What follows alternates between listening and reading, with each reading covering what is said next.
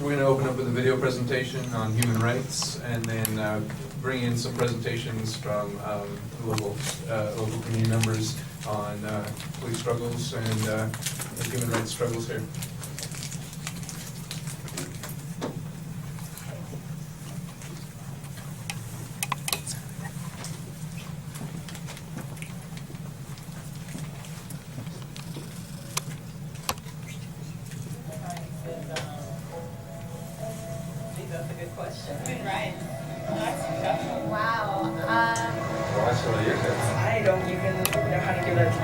I would probably have to do a little bit of homework or something. Any right, I think just as a normal, human, The rights that humans have.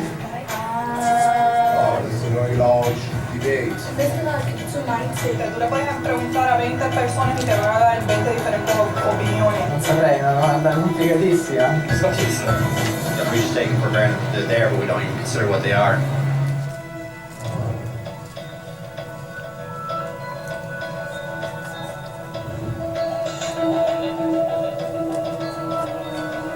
Human rights are the rights you have simply because you're human.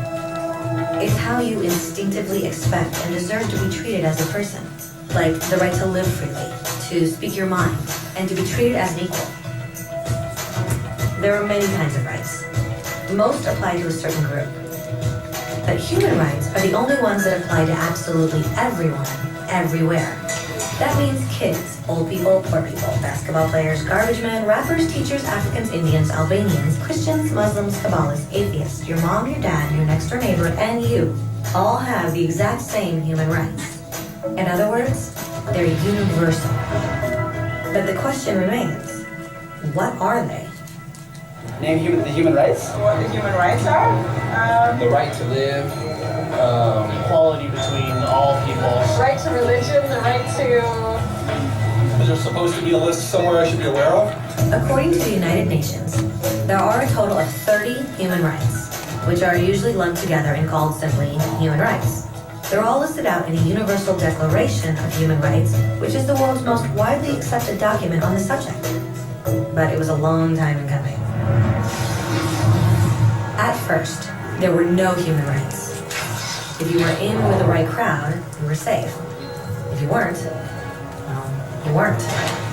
But then a guy named Cyrus the Great decided to change all that.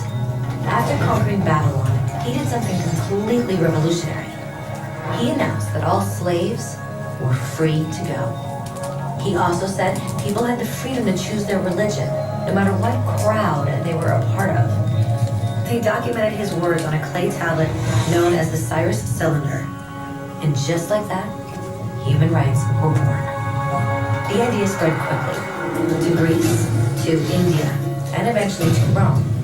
They noticed that people naturally followed certain laws, even if they weren't told to. They called this natural law, but it kept getting trampled on by those in power. Not until 1,000 years later in England did they finally get a king to agree that no one can overrule the rights of the people, not even a king. People's rights were finally recognized, and they were now safe from those in power. Kind of. It still took a bunch of British rebels declaring their independence before the king got the point that all men are created equal. Which isn't to say he liked the idea, but he couldn't stop them, and America was born. The French immediately followed with their own revolution for their own rights. Their list was even longer, and they insisted that these rights weren't just made up. They were natural. The Roman concept of natural law had become natural rights. Unfortunately, not everyone was so thrilled.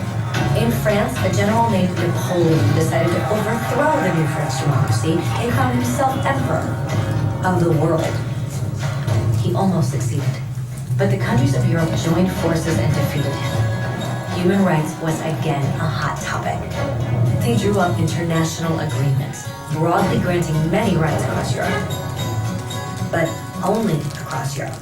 The rest of the world somehow still didn't qualify. Instead, they got invaded, conquered, and consumed by Europe's massive empires. But then a young lawyer from India decided enough was enough. His name was Mahatma Gandhi, and in the face of violence, he insisted that all people of Earth had rights, not just in Europe. Eventually, even Europeans started to agree. But it wasn't going to be that easy. 2 world wars erupted. Hitler exterminated half the Jewish population of Earth in horrifying Nazi death camps. All told, 90 million people died. Never had human rights been so terrifyingly close to extinction. And never had the world been more desperate for change. So the countries of Earth banded together and formed the United Nations. Their basic purpose was to reaffirm faith in fundamental human rights, in the dignity and worth of the human person. But what were human rights? Were they the proclamations of Cyrus, the natural laws of Rome, the declarations of France? Everyone seemed to have a slightly different idea of what human rights should be. But under the supervision of Eleanor Roosevelt, they finally agreed on a set of rights that applied to absolutely everyone. The Universal Declaration of Human Rights. The French concept of natural rights had finally become human rights. So, in summary, at first, only a few lucky people had any rights, until one of those guys decided, hey, other people should have some rights too, which was great, except not everyone agreed. And it only took a few thousand years of fighting and declarations and more fighting until everyone finally agreed that human rights should apply to everyone. And they all lived happily ever after. If people have the right to food and shelter, why are 16,000 children dying of starvation every day? 1 every 5 seconds. If people have freedom of speech, why are thousands in prison for speaking their minds? If people have the right to education, why are over 1 billion adults unable to read? If slavery has truly been abolished, why are 27 million people still enslaved today? More than twice as many as in 1800. The fact is, when it was signed, the Universal Declaration of Human Rights did not have the force of law. It was optional. And despite many more documents, conventions, treaties, and laws, it's still little more than words on a page. So the question is, who will make those words a reality? I have a dream today. When Dr. King marched for racial equality, he was marching for rights that had been guaranteed by the United Nations for almost 2 decades. But still, he marched. When Nelson Mandela stood up for social justice in the 1990s, his country had already agreed to abolish such discrimination for almost 40 years. But still, he fought. Those who fight today against torture, poverty, and discrimination are not giants or superheroes. They're people. Kids, mothers, fathers, teachers. Free-thinking individuals who refuse to be silent. Who realize that human rights are not a history lesson. They're not words on a page. They're not speeches or commercials or PR campaigns. They are the choices we make every day as human beings. They are the responsibility we all share to respect each other, to help each other, and to protect those in need. As Eleanor Roosevelt said, where, after all, do universal human rights begin? In small places close to home. So close and so small that they cannot be seen on any maps of the world. Yet they are the world of the individual person, the neighborhood he lives in, the school or college he attends, the factory, farm, or office where he works. Such are the places where every man, woman, and child seeks equal justice, equal opportunity, equal dignity without discrimination. Unless these rights have meaning there, they have little meaning anywhere.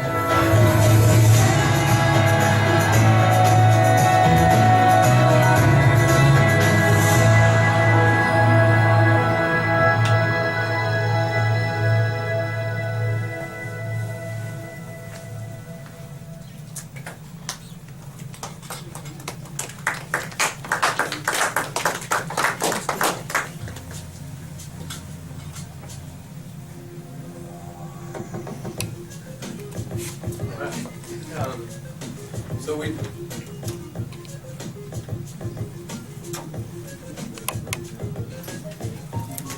There you go.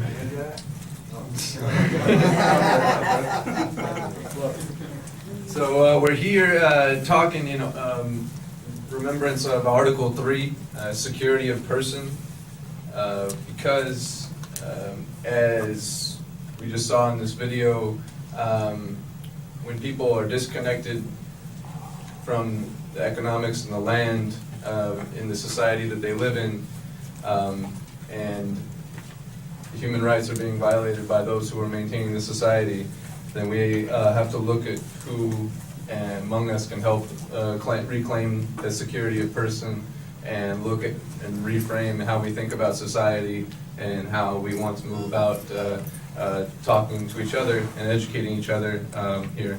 And so I want to thank you again for coming out today, and want to open up to inviting our panelists to come up and sit maybe to begin, and then we can kind of work around the circle here. Does that work for everybody? Okay. Start with Emiliano with VIP, Valley Improvement Projects in Modesto. Please welcome him up. Also, Dr. Reverend Floyd Harris from Fresno, longtime activist, beginning back with us from the Journey to Justice, has been with us, helping out, and many more, much more. And then we also have representatives from Brown Berets. I don't know all of whom is coming up, but I'd like to... Ralphi, all right. Do we have anyone else this time? Okay. But everybody will have a chance to speak. Yeah, Gloria, Gloria, come on up here. Yeah, there you go. I'll fill in. So thanks, and I'll hand it off from here.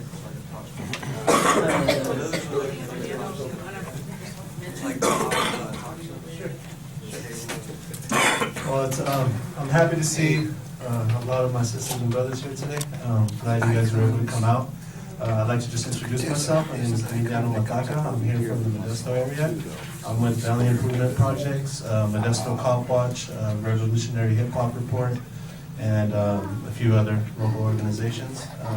I just wanted to be able to speak with you guys today about probably the biggest battle that we face regarding being innocent lives being taken in, and the freedom being taken away from our people, which is the injustice system in this country. One of the reasons that me and a group of my friends started doing Cop Watch was because we would be hanging out, downtown Modesto, doing what younger kids do, hanging out, trying to talk to girls, whatever. And we would always get told, you guys got to leave. You guys can't be here. It doesn't help that we're all 6 foot black and brown people, obviously, but we're on the corner. We're in the free speech zone in Modesto. They actually have a free speech zone, as they have in many places. Blows my mind. But anyways, but so we're actually in the free speech zone, and we're young. We don't know our rights. Cops close tell us, you guys got to leave. Okay, we don't want no trouble. A lot of us are brought up in our neighborhoods that when you see cops, you go the other way. You don't go to cops. You don't talk to cops. You try to have as little interaction as you can with cops. So, we're like, okay, they're telling us to leave. They're not arresting us. Maybe they're helping us out. Whatever. We leave. About 4 weekends in a row this happened. Well, the whole time, there's a group of 25 plus young white kids hanging out all night. Never get told nothing. So we're like, okay, we don't want cops telling anything either, but they shouldn't focus on us. So I started thinking, how can I and my friends hang out without being told that we're loitering or we have to leave? So I was just thinking about it, and I just came across a Cop Watch video. Berkeley Cop Watch put out a video about knowing your rights.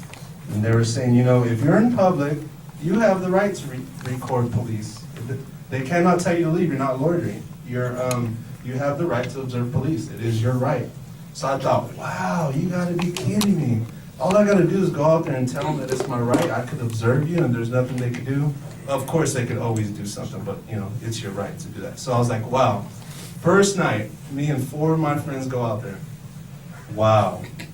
Cops come up to us, you gotta leave. No, we don't, sir. We have the right to observe. Gone. We stood there 5 hours. Whole night since then, they didn't stop by us once more. They actually were trying to avoid us. The whole power dynamic switched on them, and they didn't know what to do about it. So, you know, I'm pumped up. It's 5 in the morning. I can't sleep because, hey, now cops are afraid of me. Like, wow, I need to get out there and do this more often. So we started doing that more and more often. And, you know, it's a trip because, you know, cops, you may think they know the law. They don't. They have no idea what the law is. They're just the goons out there to enforce what they think the law is. They don't know what it is. So, you know, even if you do express your rights to cops, expect them not to know that you have those rights and expect them to abuse them. One of the first, here's a tip, I don't know, anybody here ever been out cop watching before? And have you guys been harassed with or left alone because of it, or mixed? Right. So this is just one suggestion. If you are going to go out and record police, don't go by yourself. I made the mistake of thinking, because I was in my small hometown, that I would be able to go out and record a police officer. And it's on YouTube. If you YouTube Modesto Cop Watch, you'll see it. I'm across the street, about 40 feet away, more. Cop just comes, takes my camera from me, snatches it from me, out of my hand. Says, this is evidence now. We were making an arrest, so this is evidence now. So I told him, you know what? I don't consent to this conversation. I have the right to observe. No, you don't. No, you don't. Took my camera. 2 days later, I had to file a complaint to go get it back from the sheriff's department here in Stanislaus County. And it's funny because, you know, of course, we try to work outside the system because the system generally isn't in our favor. So I decided, you know, I'm gonna file a complaint. You know, I gotta do something to try to get this cop held accountable for what he did.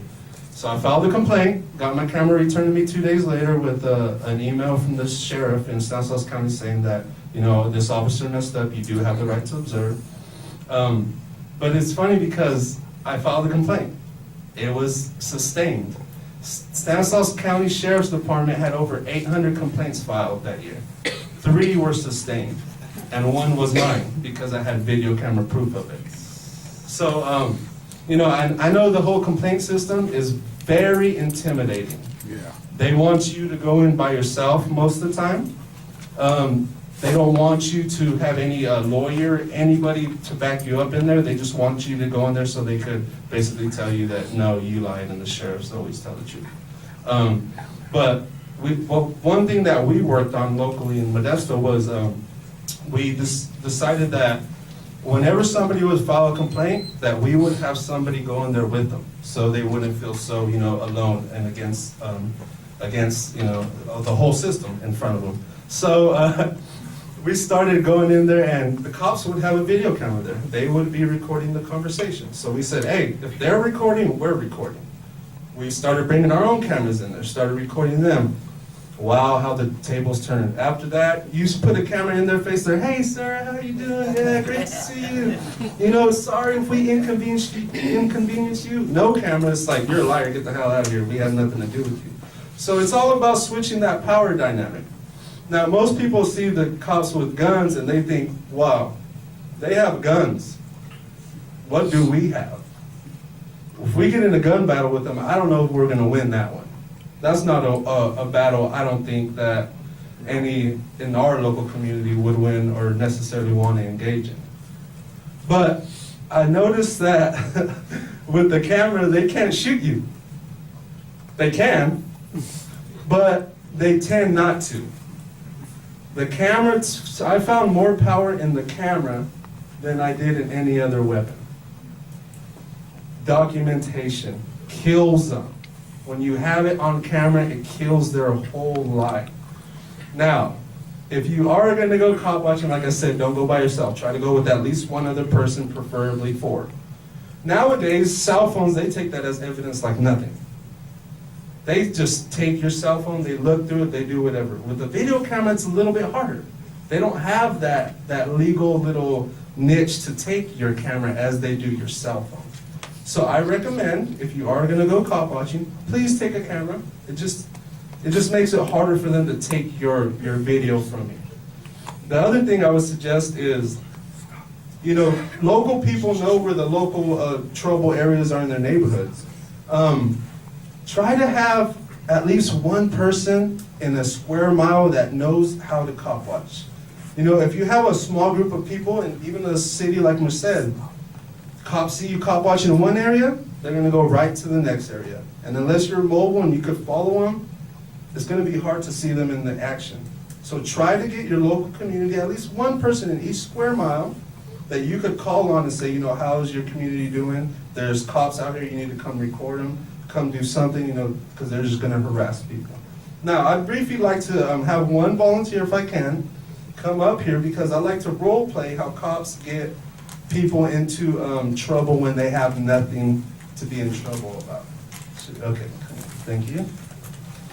Okay, so we're gonna role play real quick. I'm the cop, you're just on kicking back by yourself, okay? And try to just react how you normally would, okay?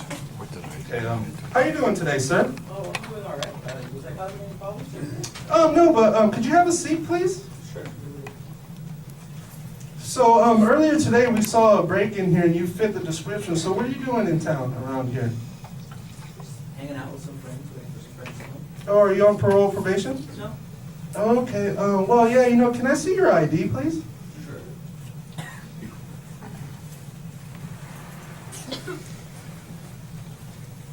You don't have any guns or grenades or anything in your pocket, do you? They try to throw grenades in there all the time. I don't know why.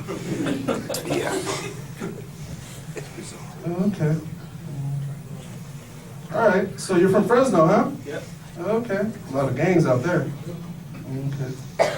Well, I'm just gonna run your ID real quick, and if you don't mind, can you empty out your pockets, please?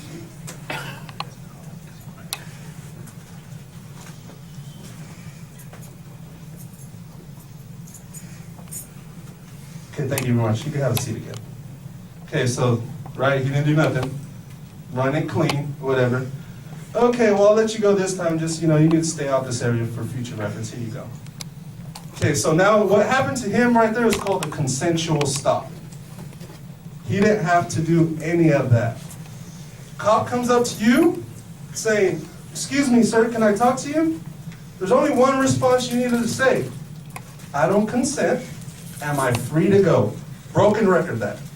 Keep on saying that. "Oh, no, no, but can I see your ID?" "I don't consent. Am I free to go?" Broken record that. That's what's called a consensual stop. They could ask you anything. It doesn't mean you have to do it. Whenever the cop asks you anything, I don't care if you just did a crime that they saw you do. You say, "I don't consent. Am I free to go?" If cops know one thing, they know that phrase. They know one thing, they know that phrase. The second type of stop, thank you very much, I appreciate it. The second type of stop is when you're detained, which means that they have supposed reason to stop you, right? There's only a few words you say when you're detained. All you say is, "What am I being detained for?" And if they answer it, which they will, because half the time they have no idea what you're being detained for, they answer it, say, okay, I'd like to speak to a lawyer. What this does is, they could still ask you questions, but it doesn't matter, because as long as you're detained, you don't have to answer any of them. You have no obligation to answer any questions. The other thing also is, when you're detained, they have the right to pat you down. They can't go in your pockets, which they do all the time. They cannot go in your pockets. That's an illegal search. If they ask you to search anything, I don't care if it's your baby stroller, you do not do it. The reason I say this is because when they violate other people's rights and they don't know and they don't say anything, they think nobody knows their rights. The less you express your rights and your knowledge of it, the more people they're going to take advantage. If they go up to 3 people in a row and they all know their rights, they're going to be like, this stuff doesn't work anymore. People know, they're educated, they know how to respond. So I really suggest, it doesn't matter, you know, people are like, well, I don't want to go through the trouble. I don't want to, you know, I got to be here in 10 minutes. I can't stay and wait here and, you know, play the game with them. Please play the game with them. If you don't, they're just gonna take advantage of somebody that isn't as educated on their rights as you are. So please, express your rights and make sure you let them know about it. The other type of stop is you're already arrested. You're arrested, handcuffed in the back of the car, going to jail. They try to talk to you, same response. I want to talk to my lawyer. They're supposed to, once you ask for your lawyer, they're supposed to stop asking you questions. They're not supposed to be able to ask you any further questions. Don't mean that they won't, but they're not supposed to. So just express your rights, know what to say, broken record it up. Am I free to go? I don't consent, am I free to go? I don't consent, am I free to go? Broken record. They hate it, I love it. And when you get a chance, like I said, YouTube Modesto Cop Watch, 209 Cop Watch, you'll see plenty of our videos up there. Good demonstrations on what to do and what not to do. Cops are generally like startled like farm animals, right? They're already pumped up. They're on steroids or whatever they're on, they're pumped up, they're ready to go. You don't want to escalate the problem with them. Express your rights, be firm with them. Don't get in a shouting match with them. Once they see the shouting match, they're going to say you're getting aggressive and they're going to try to just arrest you for nothing. Be firm, stay calm, but express your rights. I have what I just explained right now are on these cards, Modesto Cop Watch. Please grab one. Please, if you want some more, I didn't bring any in Spanish, forgot them, but if you want any more, just let me know. Like I said, I'm with Valley Improvement Projects, Modesto Cop Watch, and Valley Improvement Projects. We have a community space in Modesto. If anybody would like to come, kick back, give a training, just hang out, feel free. All our information is on our website. Really appreciate you guys out here. And please express your rights. Please do. Please let other people know. It sounds like they're not true. The first time I did it, I didn't think it was gonna work, to be honest. I was like, man, I drank the Kool-Aid, I'm gonna get arrested, I'm out, I'll have to get bailed out, I'm screwed. Nah, it really does work. Go out there, record cops, record them, record, please. Thank you very much. I want to thank Emiliano, and he is going to be leaving shortly. He's got a first baby due pretty soon, so I don't think he wants to fly back to Modesto, but I really appreciate your coming here too. I just wanted to, mention a little bit about the, the incident of Andy Lopez. We don't have. I know some of you might be kind of a little knowledgeable about that, but that it kind of makes a little more sense and clarity about how a murder happened there. I know I've seen other YouTubes. The young woman that was going to come here with the California Statewide Coalition Against Police Brutality was unable to make it. She got sick. She's not able to make it. But she herself was fighting the death of her own cousin, Ernie Duenas, and out of Manteca, and this was in 2011. But I think one of the ways that we need to become more educated ourselves that these kinds of things are happening and are occurring really often. So if there's any quick question for Emiliano, yes, Tom? Thanks for being here, by the way, appreciate it. What are you trying to watch the cops doing? It must be pretty boring after a few minutes. You follow them around? You'd be surprised. If we are able to follow them, we do. Usually we catch them, we go out near the clubs and bar areas, late at night. Usually we catch them, saying inappropriate stuff to women. We catch them, just seeing the poorest looking bum guy on the corner and trying to mess with him. We just see them generally having horrible attitudes and disrespecting people, mainly. So what do you do with that tape? We put it on YouTube, we send it to local media, we put it out ourselves. We try to, with the example of when the officer with the sheriff took my camera from me, we pursue it to as much as we can. We didn't file a lawsuit, but We made sure that we, pursued through their channels as much as we could. Just try to, hold them accountable. Nobody holds them accountable. Nobody does. So it's just to hold them accountable, basically. Thanks. Now, I'm a member of the CIU, and recently, I don't know what happened this year or last year, the Federal Supreme Court made a ruling, I don't know if it applies to detain or people that are arrested. You have to have precise language when you tell them you don't want to talk and you talk to your attorney first. Now, if you don't use that precise language, I don't know what the effect would be, whether they can continue asking you questions or, because if you start talking, it can incriminate you later on. So, do you have the current language in that piece of it? Yes, I believe I do.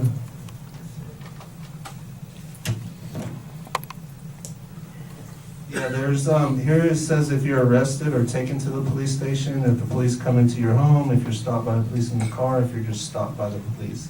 It doesn't say on here necessarily the, if you're, it has arrest here and it has consensual. I don't see detained here. But either way, detained or arrested, so all you need to say is, I don't consent, conversation, I don't want to speak to a lawyer. It's not going to hurt you in any way. I was gonna ask you, say you are cop watching and you see them, or you see them like actually hurting someone or doing something they're not supposed to. What exactly do you do with that video? I know that the first thing we do is we send it out to the statewide coalition against police brutality, and we make sure that the people that they're harassing know that we got the camera, so if they want to pursue any legal action or file a complaint. And I know that some people have different tactics. I know within our own group, I know there's some people in our group that see that happening, they go and they don't necessarily get in a physical alteration, but they definitely try to change the focus of the police by going in, you can't do that, what are you doing? Like trying to, get them to stop doing it. Other people in our group stay as far away because they know that police will just do the same to you. It's just different within groups, and then we pursue any, complaint process.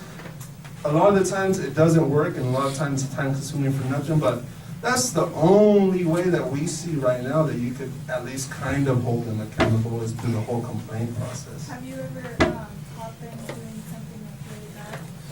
Or what's the worst thing you caught them doing? The worst thing we caught them doing probably was just falsely arresting people. Just like a few cop watchers that were out there with us, they tried to arrest them, but they arrested them, but then said they were unarrested, and then said they were detained, and gave them a ticket for obstruction of a sidewalk and loitering. They went to court, and all the charges obviously were dropped, but that's what they do every night. They take people in for nothing every single night. So that's pretty much taking people's freedom away. Is probably the worst thing that's even do. Yeah. I have a question about identification. If a cop, let's say you're not driving, and they ask you for identification, usually I know that they'll ask you for your name, first and last name, but can you refuse to not show them, any ID? If you're not driving, you can refuse to show them ID. Actually, there was a Supreme Court ruling that said you even have the right, if you're a passenger and the driver's being stopped, you have the right to exit the vehicle and leave it. You even have that right. And the only way that they could take you in on that is if they say that they saw you personally committing some sort of other crime, or they looked in and they saw like a bag of weed on your pocket or on your lap. What if they say you're resisting? Like, I don't want to show you my identification. I'm not harassing you. I'm inviting, but I don't want to tell you my name and I don't want to show you my identification. Right, Did they get you on that? Like, you're resisting. No, they should, don't get me wrong, a cop that doesn't know the law may still pursue you on that, but legally, no. If you're a passenger, of course, they always have caveats, the whole probation thing, parole probation, then you're kind of screwed on that. But yeah, you have the right, if you're a passenger, you don't have to show them ID, and that's a fight I wish more people were willing to stand up to, because you just want to leave, you just want to get on with your life, you want to do what you want to do. But yeah, that's a hard one with if if you're on parole, probation, then you're kind of Yeah, you have to. have to, but if not, yeah, you don't have to. In Los Angeles County, when they arrest you, they stick these pieces of paper in front of you, and one of them, of course, is your rights, okay? So they don't orally give you your rights, and they say sign these papers. And, it's up to you to read them before you sign them or not. And I'm just wondering, is that a standard thing? I mean, I've only encountered it in Los Angeles County, but then I haven't been arrested in many years. Oh, this is when you're actually arrested? They Yeah. give you your rights on a piece of paper? Yeah, they stuck it in front of me and said, please sign these. And then I just noticed one of them was my rights on it. No, I've never heard of that before. They do that here in Merced too. Oh, really? It's part like when you go in and you booking, you write your signature, they don't actually read you your rights. It's part of the intake. So are these Miranda rights you talking Yes. about? That's correct. No, I've never heard of that before. But because your signature's on that piece of paper, it's like, you're okay. What if you can't read? Yeah, I don't know. I never heard of that before. But I'll look into that and see. I'm sure if they allow them to do it, it's technically probably legal. But I'll look into it a little bit more. Yeah, I just want to put a little bit of a comment here that we're going to hear a lot of experiences, and I know that there's like a legal angle to this whole thing, and I don't think we have any attorneys here right now, so I think right now what we're doing is some sharing, and I know Ralphi mentioned, that there's a couple other things. He actually went to law school, and but I'm sure that he's gonna speak from that angle also. And Emiliano won't be the only speaker. We're gonna continue to have a little bit more. And please have your thinking hats on so we can have sharing also besides the question. Okay, so and thank you, Jazz. Glad to see you. So would you like to go on to the next speaker? And I don't know if Emiliano needs to leave now, but I just want to move the program a little bit. You're okay? Okay. So you want to just do Floyd? Okay, we're going to actually have Dr. Floyd Harris give us the experience out of Fresno, and that's going to be something else too, because I think he's going to also share the whole long history with regards to the police auditor experience, and he'll give us an update on that one. Thank you. My name is Reverend Dr. Floyd Harris Jr., International President, National Network in Action. This is a wonderful event today because there's knowledge being pumped here. And those who are here, trust me, you will take something from all of us out here and take it back to your community. I live in West Fresno. I believe the Brooklyn Institution said that Fresno has the highest concentration of poverty next to Katrina. Little Mississippi Fresno next to Katrina. So I renamed Fresno as Mississippi now. Is that all right?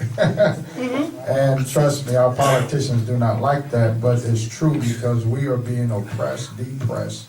When you have a government that comes out and calls blacks terrorists, as they did my people in West Fresno, I took the liberty to challenge that because I believe the only known terrorist in this country is the Ku Klux Klan, who was murdered, lynched, burned people alive, put them on railroad tracks, raped them, and etc. And so what we have to understand, family, is that this is an entire political game that's being done to us right now. It's about economics, and I wanted to bounce back off my brother here because when in Fresno, I don't know about Merced, when you get arrested, it's $350 just to be released in 6 hours or 2 hours. That's coming out of our city budget, okay? And so when we have police officers who do not know law, do not know how to police a community, and they're just arresting people, just arrest them, and then the jail just let them out because they have no evidence to prosecute, then it's a waste of our time. So you have a right to want to know how your community is being policed. In West Fresno,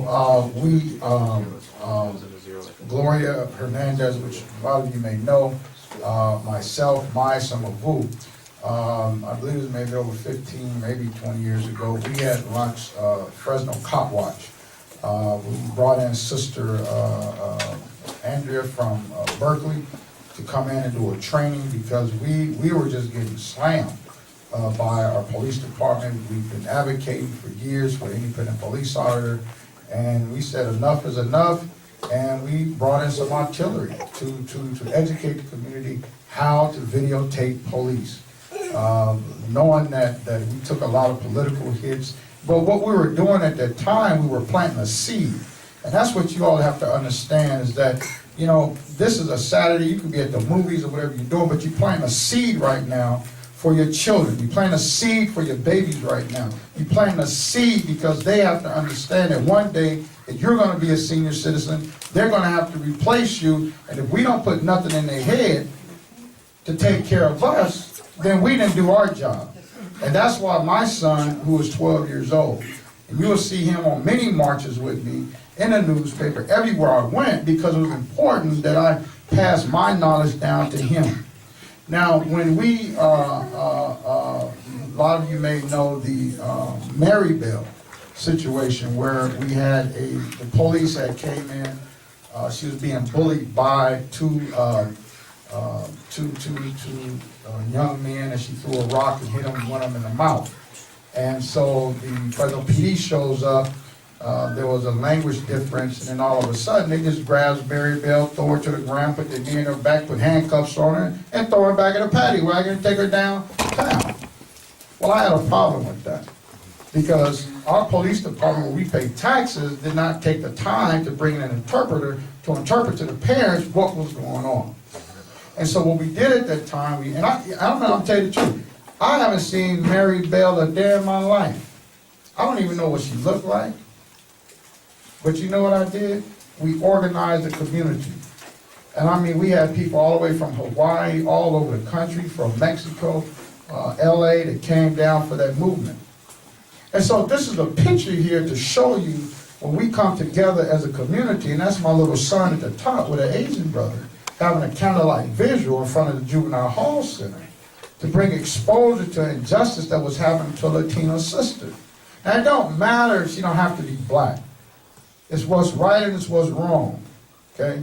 And I think a lot of us right now get this twisted that, oh, I'm not going to help you because you're not Latino. I'm not going to help you because you're not black. I'm not going to help you because you're not... It doesn't matter. We are brothers and sisters keepers in the society. Is that right or wrong?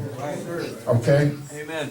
And so, we took this song, we took Diron, this hit national news, CNN, San Francisco Chronicle, LA Times, everything, because we said it was wrong. You're not going to do our babies like that, okay? Now, of course, Dyer defended his officers, but he had to go up against us. And we won, because we stood up as a community. You have to understand, when you stand up, expect retaliation. Expect it. When you speak in truth to power, understand that they're not going to smile, they're going to frown. Is that right or wrong? They're going to follow you. They're going to come by your house. They're going to set up, park out in front of your house. They're going to call you an employer. So you have to understand, if you're going to be in this fight, be in for the right reason, the longevity piece. You can't get arrested and you can't get shot. Okay? And these are the things that we continue to deal with in Fresno. Now, after we did the Advocate for Independent Police, we brought in Dre in, this sister, whatever her name, Ashley Swearington, the mayor of Fresno. Okay? She's a joke. Because she called herself a Christian. And I'm going to talk about this church thing too, because that's nothing but hypocrisy too. Amen. Now, because we had educated the community about how to do cop watch, anybody can be a cop watcher. You can be riding a city bus, you can be riding a bike, it doesn't matter.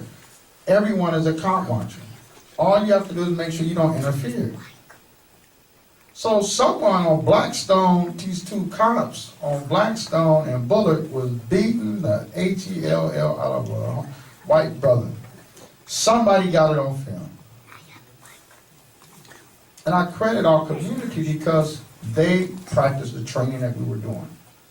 Someone got it, gave it to us, we ran with it. Now all of a sudden now, for over 12 years, also let's talk about independent police auditing now. Only because they caught the brother on film, those two cops. But understand what's the use of having a police audit if it don't have any teeth? I mean, what's the use of you having a dog at home, a Rottweiler or a pit bull, and open his mouth and it's toothless? Huh? But that's what was going on in Fresno. Because you have to understand this is politics. See, unions, police unions endorse politicians. And so when you have a city council that has to vote for independent police auditor, the mayor wanted to make sure that she took all the teeth out of the auditor, not to hold the police department accountable. And then I had some people telling me, well, it's better to have something than nothing. I said, listen, I've been over here for 400 years. Don't tell me it's better to have something than nothing. And I'm not settling for less. And that's our problem now. We settle for less. We have to keep fighting for what's right. We have to keep fighting for equality, freedom, and justice. I mean, Brother Ralphi and the Brown Berets and came into West Fresno to occupy. Because the cops come in on Easter and just start shooting people who have not shot at them. I mean, how do you do that and say it's okay? How can they do that and you don't say anything? Well, here it is on a Sunday. We organized. And I went out there on Sunday evening with our brothers and sisters. And we shut down the whole community. I didn't get no permit. What's this silliness about getting a permit? I'm not going to pay no permit to occupy my community. Somebody ought to clap on that. I mean, it's just silly. People telling me that I need to get a passport to go back to Africa. I didn't get a passport to come over here. Church, what I need a passport to go back for? See, these are the policies that's racist and political racist to our people. And do you believe out of all of the 20 years I've been organizing across the country, this is 20 years. When I had to get my doctorate degree, I had to prove 20 years of service. 20 years. And can you believe when we went on Strata, we gave our brothers and sisters a platform to talk to the media, to the community. Because you got to know that Modesto chief of police and the mayor and the council, they have access to the media just like that. They can paint you with a brush just like that. So we have to understand, family, that today we have to use our grassroots media. We have to understand what in the media is. We have to understand what the People Tribune is. We have to understand what, I mean, you can just make a one-page flyer of 500 pages and pass it out in the community. So don't worry about the newspaper and all that type of stuff. Use the resources that we have now. The camera, the phone. Right now, I was so amazed. I can record on my phone and upload it to YouTube and Facebook just like that. So we're building towards that, right? And so when we have our Blog Talk radio show. Sister Gloria was on there last night talking about the event today. Brother Ed was on there last night. It's international. By the end of the year, we will have 28 international Blog Talk radio shows up on the National Network in Action. Somebody ought to come. I mean, I'm working in Fresno. I'm not one of those preachers that eat watermelon and chicken all the time. I'm working, trying to build our community. And you can't build it, and well, you can't fight on a full stomach off. You have to learn how to fast, doctor. That's why we got high blood pressure right now, eating too much. How come says too much singing and not enough swinging going on? Huh? Am I right or wrong? And so, family, it's important that we understand right now what we're dealing with. You're not dealing with a police department. You're dealing with a military. Yes. That's right. Y'all didn't hear me, did you? You're dealing with the military of the United States of America. Amen. Because when you walk out there in them streets, even if you know your rights, as my brother said, don't go out there by yourself. I'm probably the biggest fool that I go out there by myself. Because I will die for what I believe in. But sometimes, as my brother said, we got to have sense. And I ain't got too much of it. Because when you mess with my people, you mess with me. Everybody in Fresno know that. Everybody. You come to our church, we say this is your church. This is your institution. This is a safe haven. Ain't no cop gonna run up here doing nothing unless you get our okay. You can't run up in the Catholic church, huh? You're not gonna run up in this one. And so family, you know, and I'm gonna give the mic to my sister, but I just wanted to share with you that you know, this here is a coalition of people marching for justice, okay? Against homelessness, against police brutality, against the war, okay? This is what we do in Fresno. And you know, the cop watch brochures we have, give them to your family. Because if you get pulled over, you better know how to read real fast. Huh? You better know how to read real fast. As we, Brother Torres in Madera, bless his heart and his family, we led a march here from his home to the Madera Police Department. And I didn't get no permit either. I didn't. I'm just telling you the truth. So I guess you say there's a preacher that breaks the law. Hallelujah. But this is us at the Madera Police Department standing for justice for our brother. And it took over what? They just settled, I think, 9 or 10 years for something that was just obvious. An incompetent cop. But do you think the cop lost her job? No. No, she didn't lose her job. She got promoted up. Promoted with your money, tax money. Huh? But yet they don't want you to say nothing. You have a right to say something. This sister here comes from San Francisco, see? Because anytime I do something that's on an international, this sister came from San Francisco, Sister Lanisha. Her son was murdered, shot at 50 times in San Francisco. Oh my God. Because of the pain, she came down here. So, you know, we just keep it real. I mean, and there's just so many stories that we can go through. And there's our brother right there. Brother Torres. And I keep this stuff, and you have to keep documentation so you can look at it to remember the struggle. Remember the pain of this family. I mean, and Brother Ralphi, remember when we did October 22nd, bless his heart, the father came all the way down to Fresno with a cross, pulling it. Wasn't he, Brother Ralphi? Pulling that cross on his back for his son, demanding justice. See? And that's Brother Ralphi right there, if y'all don't know that right there. That's Brother Ralphi right there holding the bullhorn. See, we get down in Fresno. Hallelujah.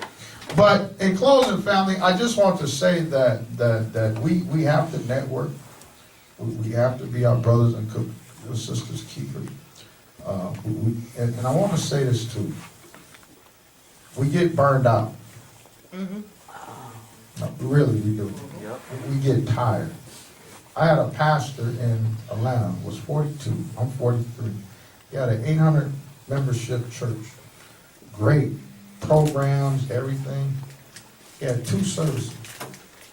1 at 8, 1 at 11. He preached at 8 o'clock. Told his wife, I'm going home. I'll be back. He didn't come back illegal. They went looking for him. But guess what happened? She drove up in the parking lot, and he blew his brains out. Talking about a pastor. Okay? We get burnt out. You get burnt out. So understand your fuse point when you need to get some rest. Okay?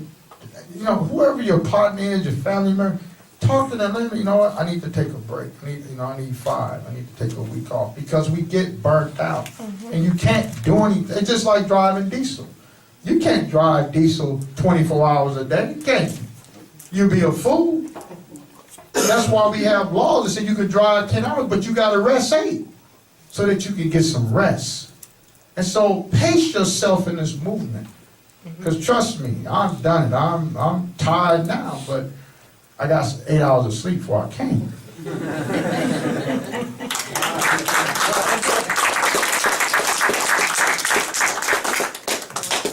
Now I'd like to pass it over to Ralphi, who I've known for many, many years, but we don't spend much, like, talking time together. Mostly we're marching or protesting or something, but I'm hoping he'll say a little bit about his background also.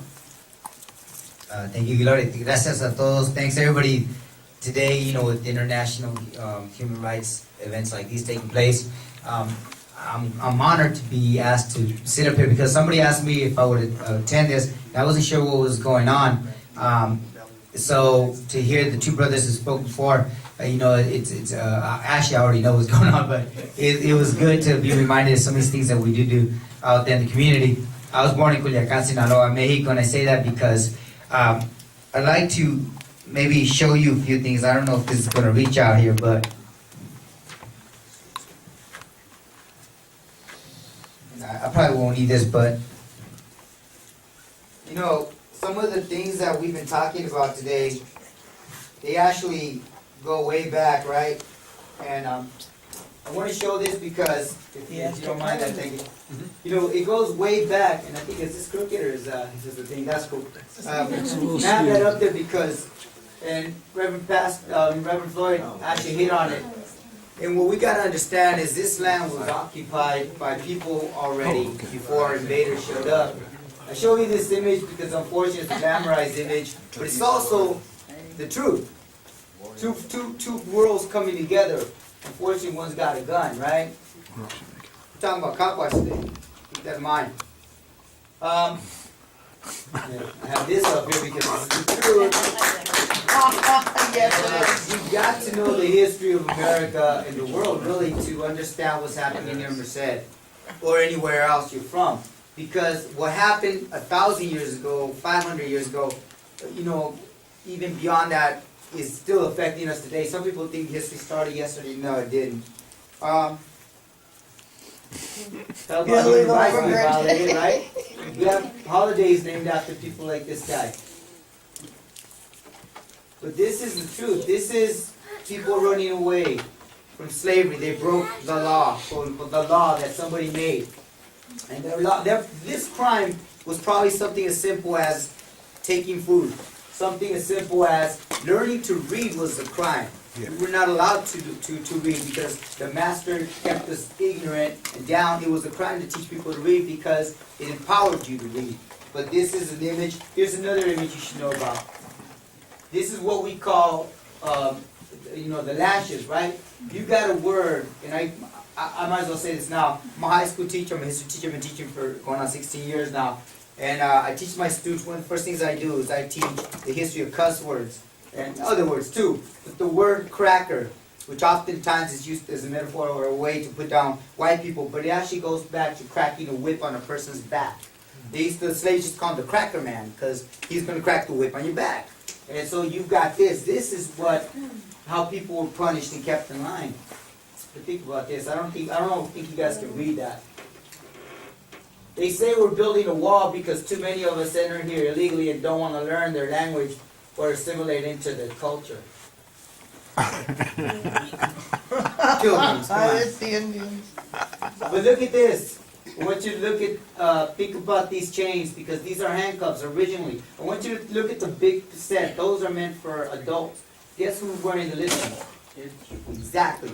This is why when we think about words like redskin, and some people see nothing wrong in redskin, think about the history of that word. They would scalp people 15, 10, I think it was 20, 15, and 10.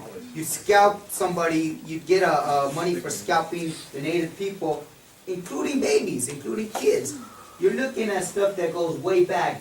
And sometimes people, wonder, why do you guys go protest? Why do you guys why do you guys start protesting against the cops? They're there to support us, to help us.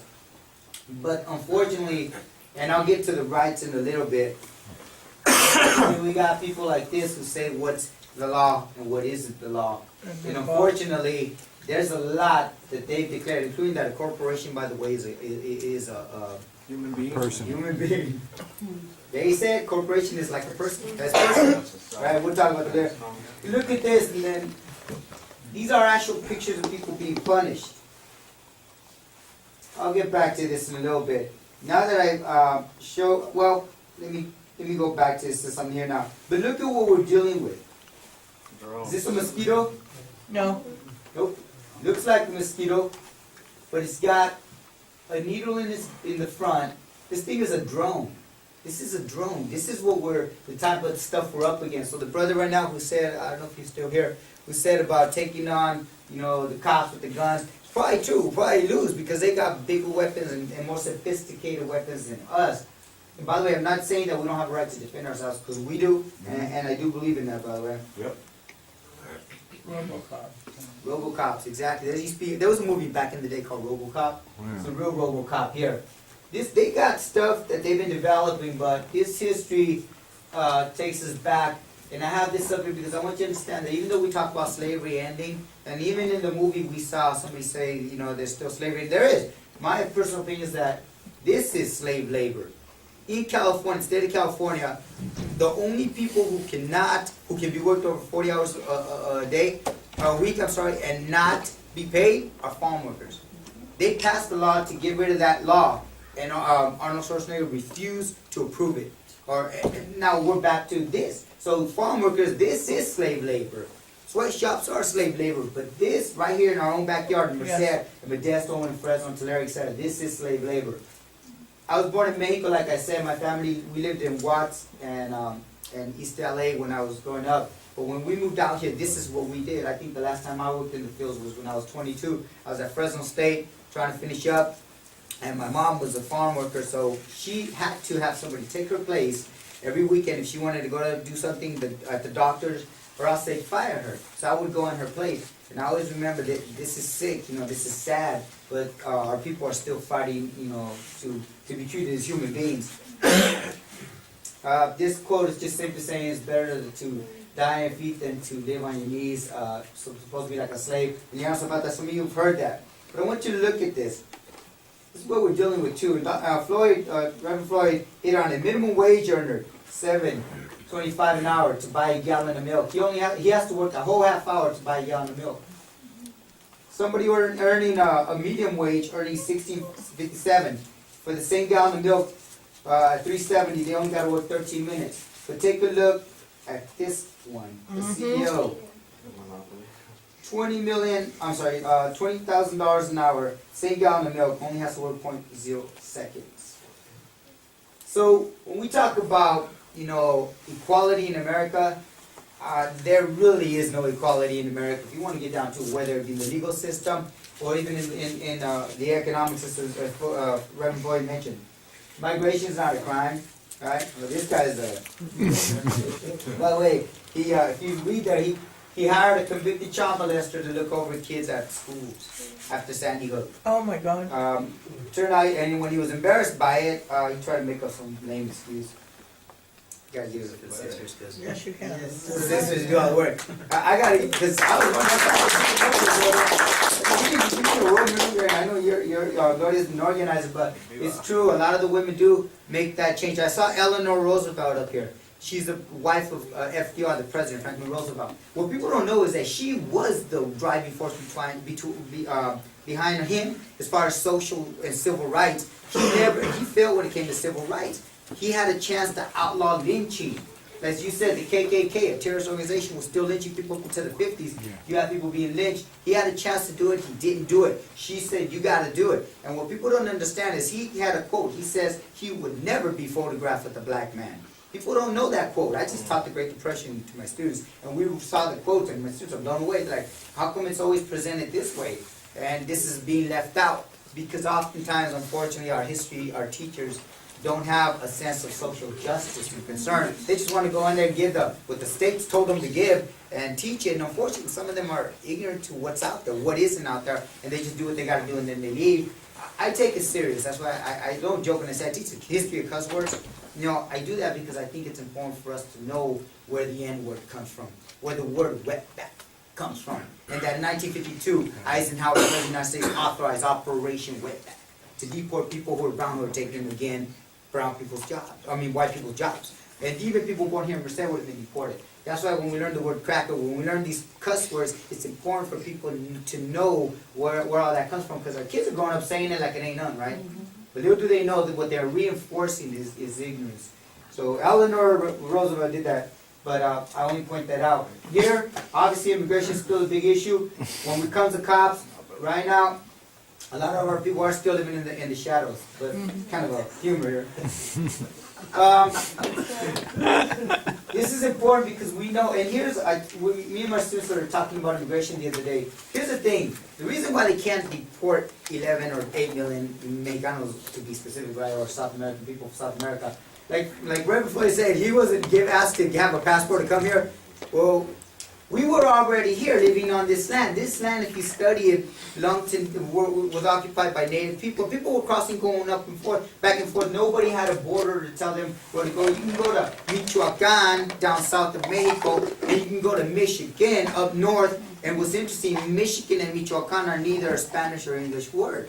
We don't know this because we don't learn this, but they mean the same thing because Michoacan is not known for banda machos and the cartels. I mean, they are in the popular culture, but they're known for their lakes. And what is Michigan known for? It's Great Lakes. That's proof. If you go to Utah, you see the same paintings that you find in Mexico. People have been going back and forth for thousands of years. Nobody asking for papers. Nobody asking for identification. So this is important that they know if they were to deport 8 million people, there'd be a civil war. It just ain't going to happen. And that's why the legislation right now in Congress, the bill that they passed, I don't agree with. I want something done, but unfortunately what they passed, it militarizes the border. You got drones. You authorize all this stuff to occur, including punishing people. And I totally disagree with that. I don't like that bill. So it's important to know the history, but a lot of people think that, well, this has always been America. No, it has not always been America. By the way, I show you this, not because, people like, you want people to use marijuana. No. But look at these annual deaths. You have more people dying from tobacco, right? Alcohol. Legal drugs. Caffeine. By the way, legal drugs like Rush Limbaugh was taking, right? Aspirin. Marijuana. Okay, the reason I show you this is because, and I'll get to this language that somebody asked about in a little bit. This is a Supreme Court case here. But 10% of evidence, some draw 100% conclusion. And that's important too. Some people do resist, by the way. I'll show you that. But private prisons, corporations, they want to lock people up. This is legalized slavery, and the reason why is, if you take a look at this, with the drug usage rates mostly equal amongst all races, that means all. Why are there 3 blacks for every 2 Hispanics, quote unquote, and every 1 white incarcerated for nonviolent drug-related offenses? Okay, the reason why, if you look into it, the stock market, Wall Street, you can invest into prisons and make money like you do into Nike and Apple, all these corporations make money. You can invest into prisons. And the problem is, if they got an empty prison, somebody's not making money. Think about it. You can invest into inmates being locked up, human beings being put in a cage and make money. And the reason I put this up is because, and the reason I bring up the marijuana issue is because a lot of our youth are getting caught, especially in New York, with the stop and frisk, in places like that, and they're being incarcerated for stuff that white kids can get away with. Just yesterday, now get right now, you have a white kid in Texas who killed 4 people. He's drunk driving, killed 4 people, and he gets to go to a 90-day program here in California, which is cush, it's nice. They try to say it was going to have a fence, it does not.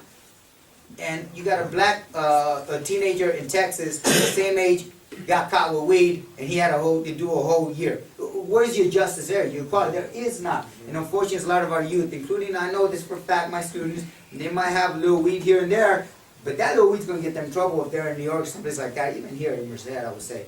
I'm sorry, Sheik. I was just saying, you're talking about trading prisons on the stock market. Look up Geo Group. That's what I'm talking about. Geo Group is a big one.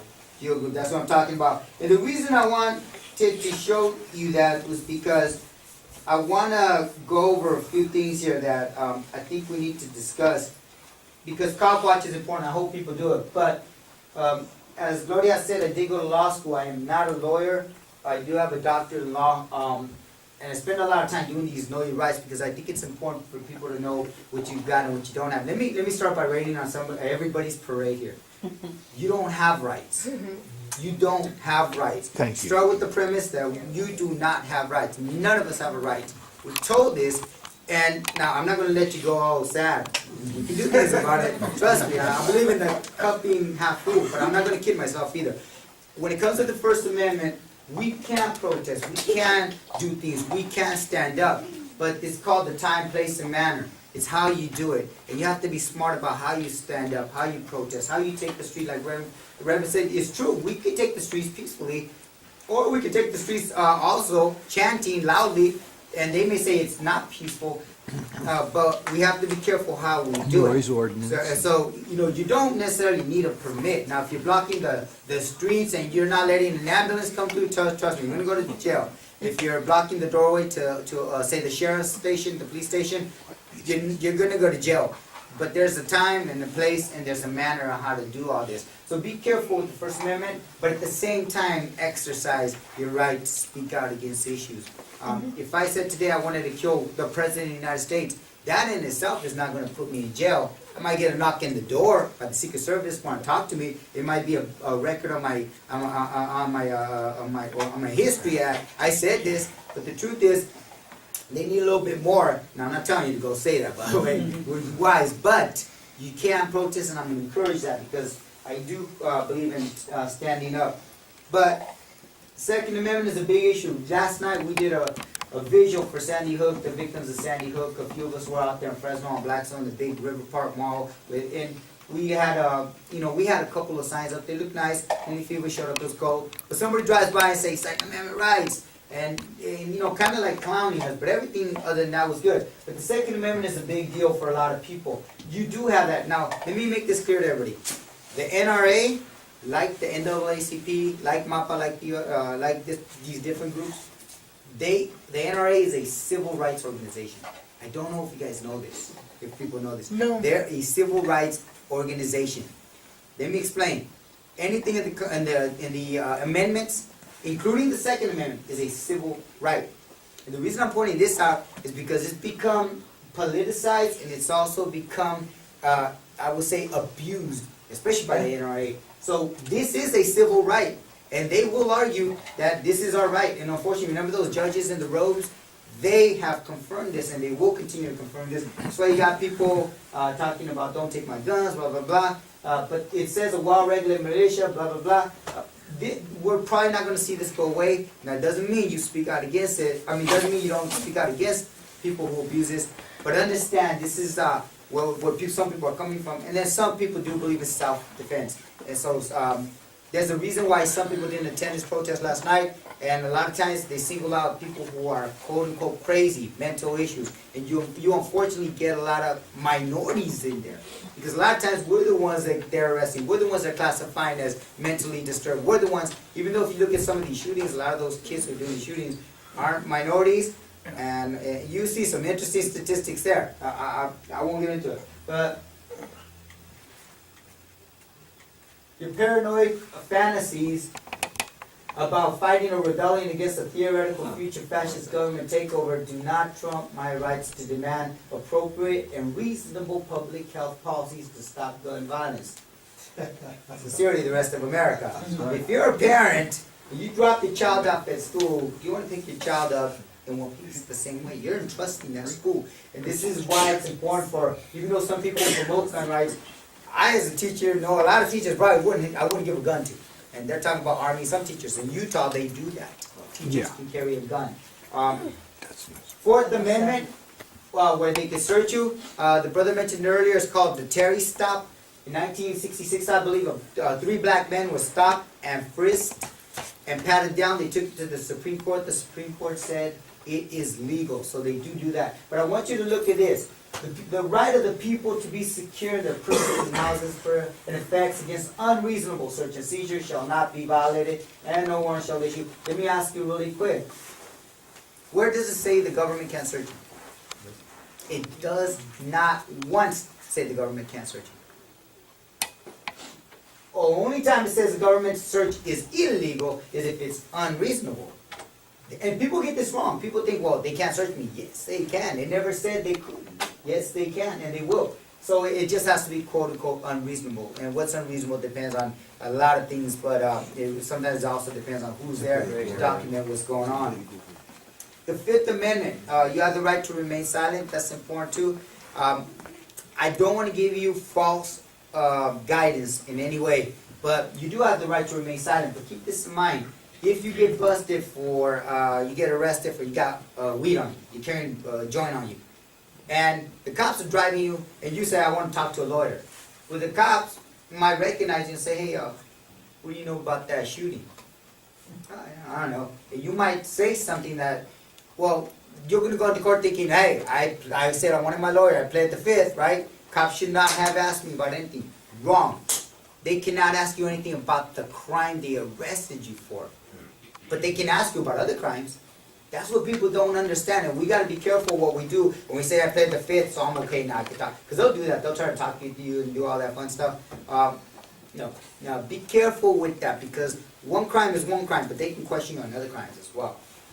Last night, well, the other day, one of my students, former students, was killed in Madera. I'm a teacher in Madera, and they were going to bury him, and I was going to go to the viewing, which is going to be held at his home.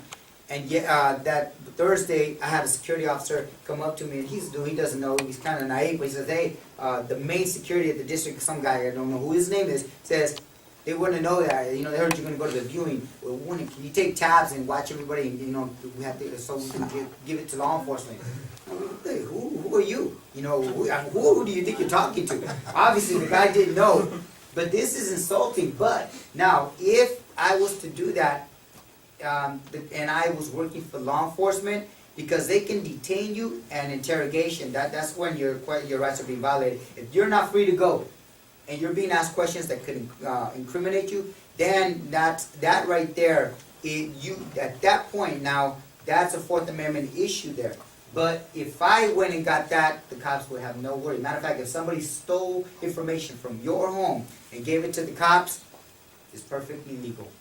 Now, so in other words, my point is this. These amendments only apply to government. They don't apply to people who are not in government. But if somebody's working as an informant or a tool for government, then yeah, sure. So if I would have gone over there, got that information, gave it to the cops, I would have been a tool for the government. And that's important because we got to be careful who we talk to sometimes and what we say.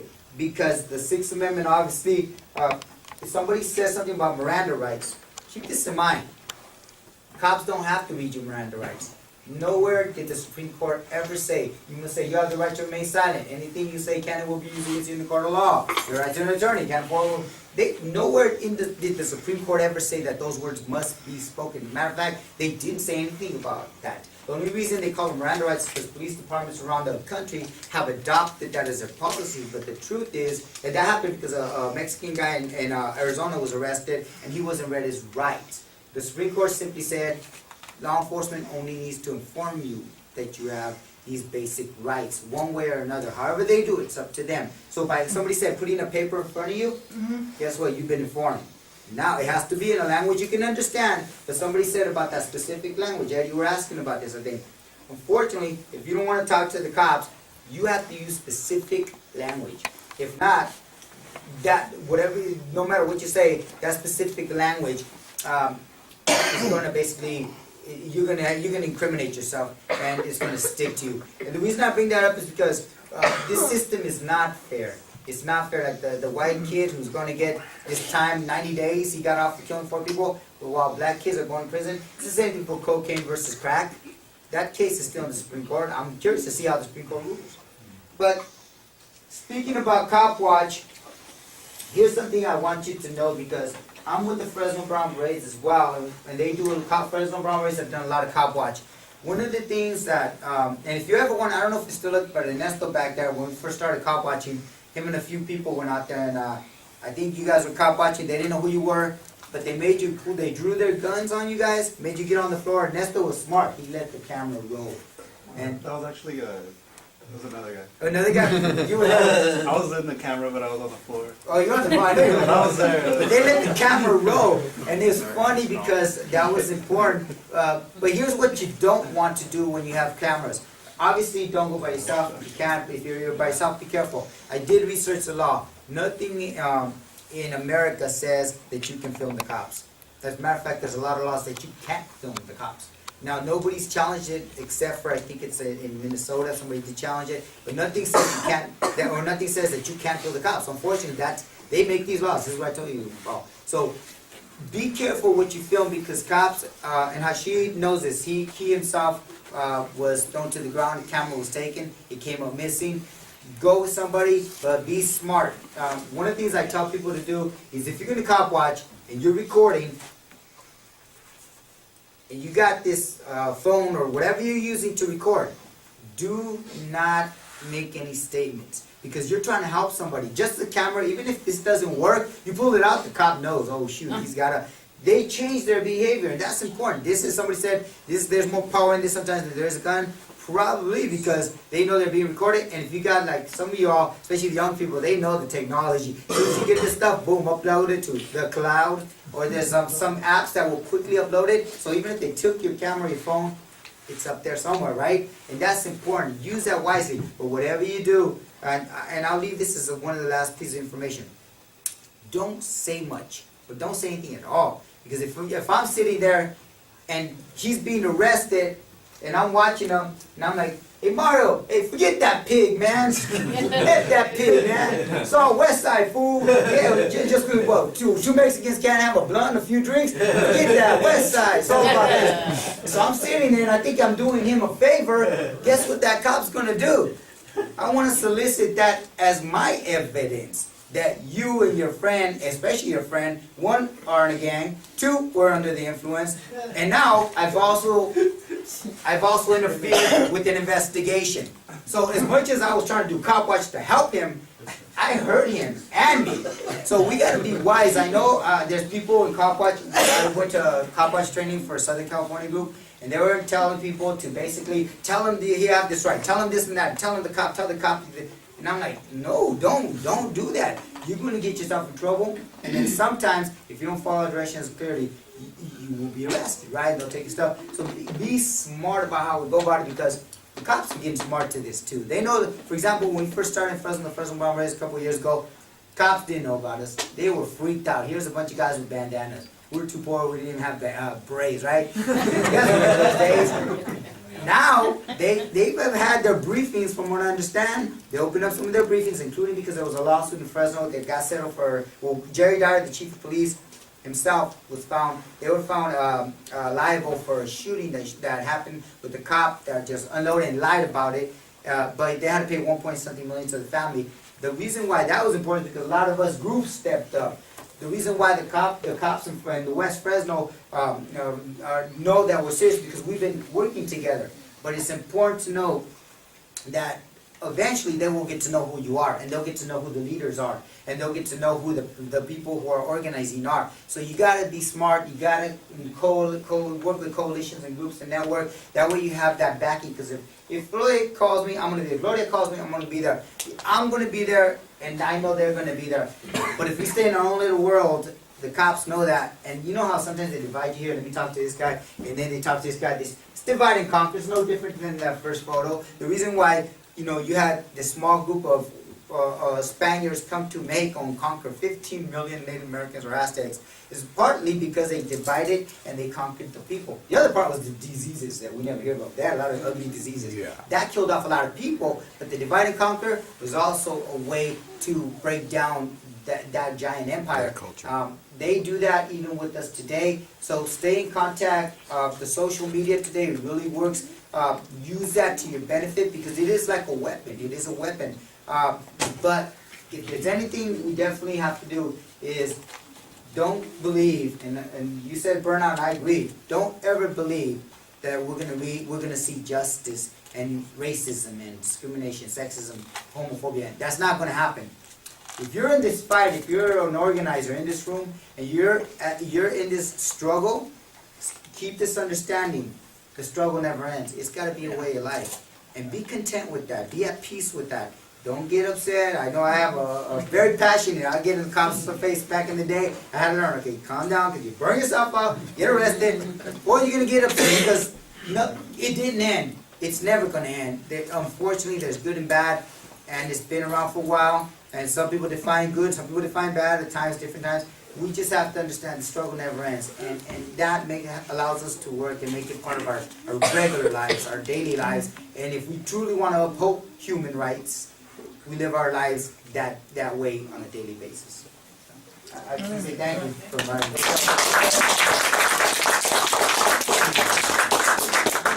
We had I didn't get a chance to go with you all to Bakersfield, but we had a shooting in Bakersfield County.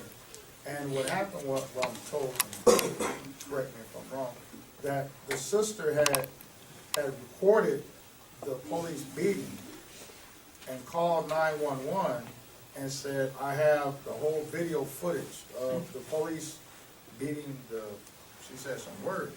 And then the next thing you know, the police is knocking at her door and took her camera. And was like, why would you call 911 and tell them that you have the whole?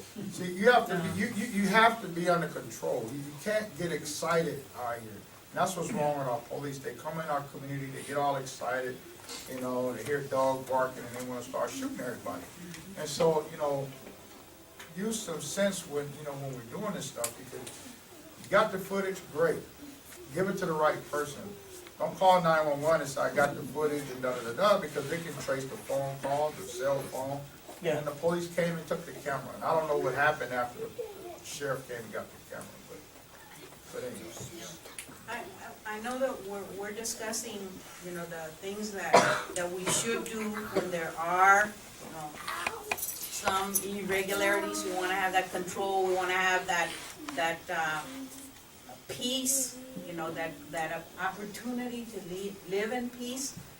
I'm just wondering, because it seems to me, and I'm almost 65 years old, but it seems to me that violence is increasing.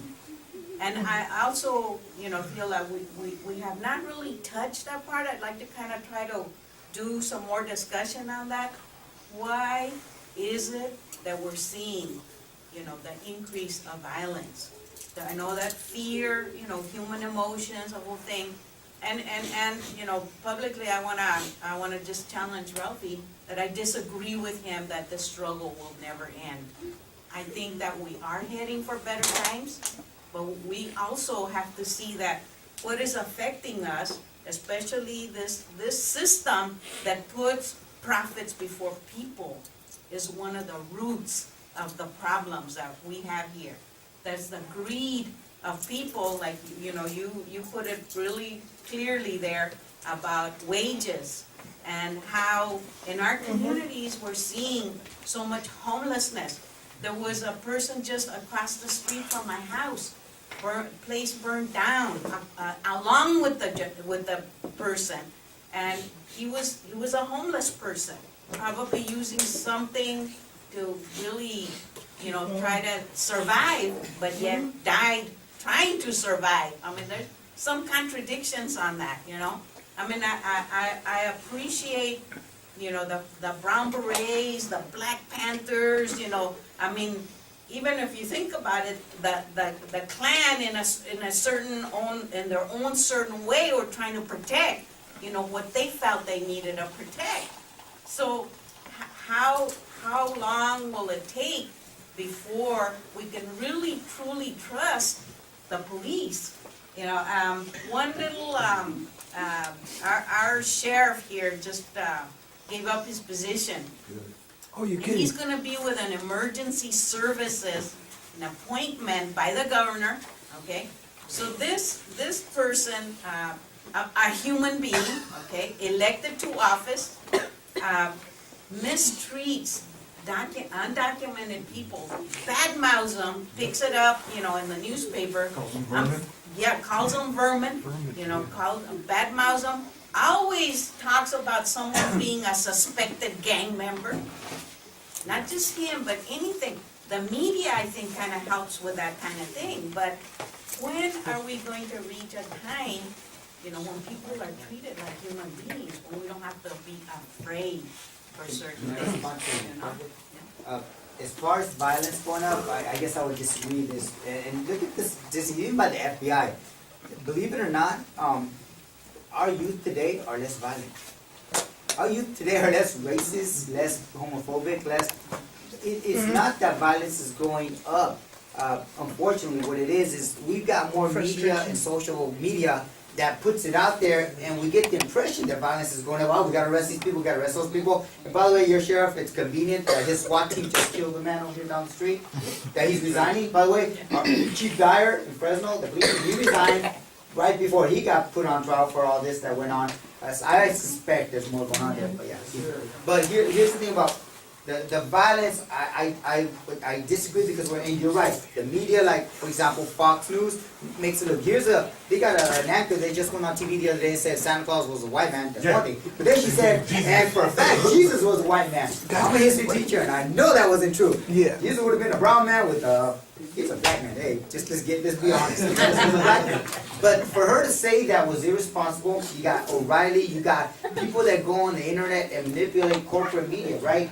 And so I disagree that there's more violence. I think, matter of fact, there's more violence on governments like the drones. Obama, when he was eulogizing Mandela, his drones mistook a wedding party, and killed the people, thinking it was terrorists. Well, so when we look around the world, the people know there's violence out there, but in general, our youth and in our communities are less violent. It's just that we have more social media that brings it to our TV. We've got 1,000 channels on our HD TV, and we think, the world's going to hell, because now, no, it actually, I look at the youth today and I tell my students, I appreciate them because they come in, they don't trip on race, they don't trip on religion, they don't even trip on the sex, because when I was in high school, we did bad. Now, some of y'all remember it was bad. So I would just say that, and I think it's a matter of controlling and gaining back the control of some of that media. And youth have done that with social media, done that with cell phones, YouTube, etc.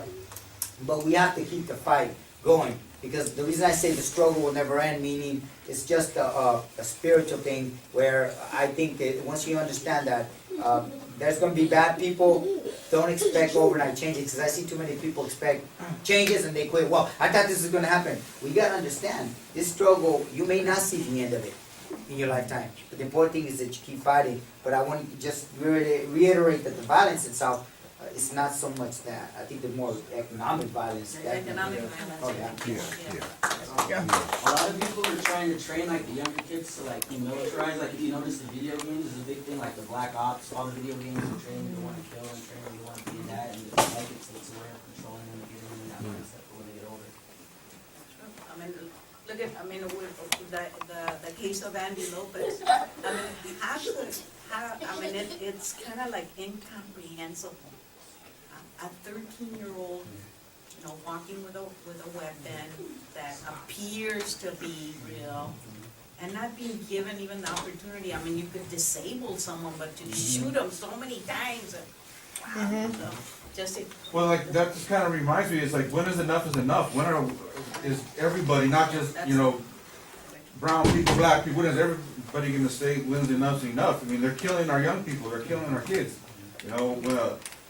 I mean, it's good that we go out and we hold signs and we march, but when are we going to say is enough? I'm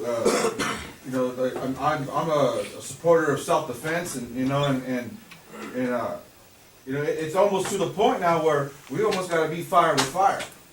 You know what I mean? When they're killing our young people, you know, how much more are we supposed to take? You know, And I think too, again, that be careful, because we become just as guilty as someone who sees how we are or who we are and just, you know, shoots us, because maybe that one police officer, you know, like you said, they also burn out, right? So we have to be careful to mix the bad apples with the good apples. I mean, I think that there is a place for police force, okay, for police protection, but at the same time, how do we identify those that aren't gonna make it? I'm concerned about some veterans have been taught to kill, that they're ready to hire 20,000 Border Patrol agents who already know how to use all those weapons. And that's part of that immigration reform. So we have to kind of understand too, you know, what someone is proposing or saying, yeah, immigration reform, yeah, you know? Reform.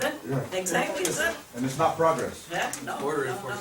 Okay, let me add, Ed, I've been. Well, Ralphi mentioned about the violence, I think about the police, you know, they're terrorists too. They can get away with, you know, committing a crime like shooting somebody because they know all these laws that are passed by the Supreme Federal Court.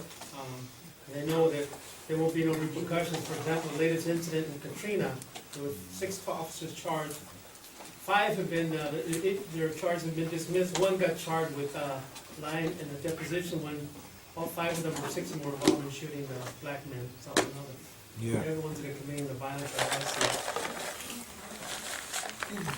You made a point, you know, about, you know, the militarization of our police forces, you know, and it's only going to get worse. With the more veterans that are coming back from Afghanistan and Iraq and, you know, what have you, you know, they're going to fast track right into the police departments. You know, and like you said, they know how to use those weapons. They've been taught tactics, and they're going to be more aggressive. You know, and they also have the Officers' Bill of Rights to hide behind. You know, we have no way of knowing what the officer's name is that kills the person. You know, it takes days for us to find out who killed Andy Lopez. You know, and for all we know, he could be shooting his neighbor's dogs. You know, and we don't get the opportunity to see what kind of character the cops have. You know, they live behind a cloud of secrecy. You know, and how we weed them out is, you know, they say that there's good cops, but the only way we know a good cop is a good cop if he's turning in bad cops. If not, he's just as bad as those bad ones. And you know, we use the word justice. Remember that it has different definitions depending on who's using it, right? And I think sometimes justice is very costly, and you know, some of us can't even afford having that justice, you know. So you bring up a good point about the veterans and et cetera. And so I want to talk about 2 things. One, I want to talk about the Black Panthers, and then 2, I want to talk about the political piece of how we can change the politics of our community. You have to understand that coming out of the 50s, I mean, from the 19th century, from 1921, when Tulsa, Oklahoma was, Black Wall Street was bombed. We had 36 blocks of a black community that was built by the hands of our ancestors. We had stores, we had taxi cabs, we had railroad lines, we had movie theaters, we had our own doctors and everything. We were self-contained community. We did not want anything from the white community at that time. We built our own stuff. It was self-contained. Understand what self-contained is. That means that you're independent, right? Right. Okay. Now, so the railroad track divided the white side and the black side, right? So the question has to become, why did Tulsa, Oklahoma get bombed and burnt down? Because it wasn't bothered anymore. Our dollar was circulating 36 times before it left the community, and now it's only barely if it circulates 1. Right? And so if you look at that history going all the way up through the 30s to the 40s to the 50s, Emmett Till got murdered, Dr. King doing this thing, Megan Evers doing this thing, he got murdered, giving people the right to vote in Mississippi. We had the right, we didn't even have the right to vote in this country, really still don't today, because they have to be voted on every 25, 30 years. But Dr. King was able to use the church, right? And I respect everyone's position, if you believe in God, if you don't, create or whatever. But Dr. King was able to leverage the church, politics of church, to be able to get black folks that piece of paper to vote, right? Now, during the 60s, all of the black revolutionary people, from the Black Panther Party to Malcolm X and all of that, J. Edgar Hoover, went after all of them and assassinated all of them, okay? The Black Panther Party, you have to ask the question, why did those racist pig cops assassinate the Black Panther Party? We're talking about a group that fed their own kids, built their own community, wasn't bothering nobody, but understood, as Brother Ralphi said, they had the right to bear arms. So Reagan at the time didn't say, well, it's wrong for the cops to go in and assassinate the Black Panther Party, but I'm going to pass legislation to make sure that the Black Panther Party cannot carry guns to defend themselves. So that's why they went to the West Steps of Sacramento. So when Reagan did that, you have to understand, Reagan wasn't black folks' friend, right? He was the enemy of ours, right? Because he even pushed policy, so you have good policy, bad policy, right? So now crack comes in, cocaine comes in. Now the government pushed all this stuff into the black community. Now we have a jacked up community with crack babies and et cetera, and et cetera. They roll a boxcar of guns into Compton full of ammunition and guns. Who do you think gonna get it? I mean, so this whole engineered piece in America was designed for us to destroy one another. I talked to some brothers in Oakland who said that they were living in there, and they said they went and got them some guns out of the boxcar. Now, who did that? I don't know a black man in America that owned a gun manufacturing shop. It was done by the government. Now, talk about how can we change the politics. It's called recall. It's that simple. Because politicians do not like bad press. It's supposed to be a democratic process. You vote to get them in, you can vote to get them out. You just have to organize your community to say, what is it going to take to get this person out of office? I've done it on Cynthia Sterling because she told me that I don't have to be accountable to black people because black people didn't put me in office. The people in the Tower District did.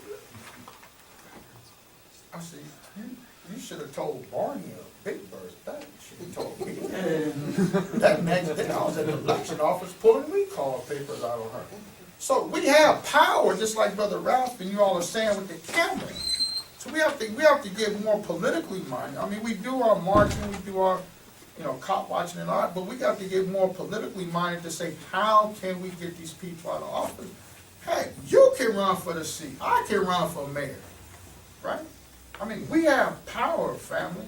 We just have to understand how do we use that power for the betterment of our community. And stop worrying about, because it's just a white person. Listen, I'll debate Ashley Swearingen in my sleep. You can debate the mayor of the city council in your sleep because you know your community. Most mayors don't even know where West Fresno is. They don't even know where the hood is. No more than when Dad get on TV talking about, oh yeah, we got to send a SWAT team over there. I mean, so you all have power in Merced. We have power in Fresno. I have done it. It works. Now you're not going to be liked after you do it. But who cares? Because this is about raising our babies in a healthy community. That's right. Other comments? I just like to talk about like what been going on in Merced, with cop watching. About a month or so ago, me and somebody else, we started cop watching in Merced. First time ever in Merced. My daughter was one of them, and I have another friend, and she helps out. It all started around Andy Lopez. We did a protest here in Merced, across the street from the police station, just to bring awareness and let everybody know that we're in support of the Lopez family. And right away I started getting harassing phone calls, from somebody, and they let me know that they were recording, and they started asking me a bunch of questions, And the militant man that I am, I let them know where I stood. And so right away we started doing the cop watch, and it's gone good, but we need support. We need help. That I can't get people in Merced to help out.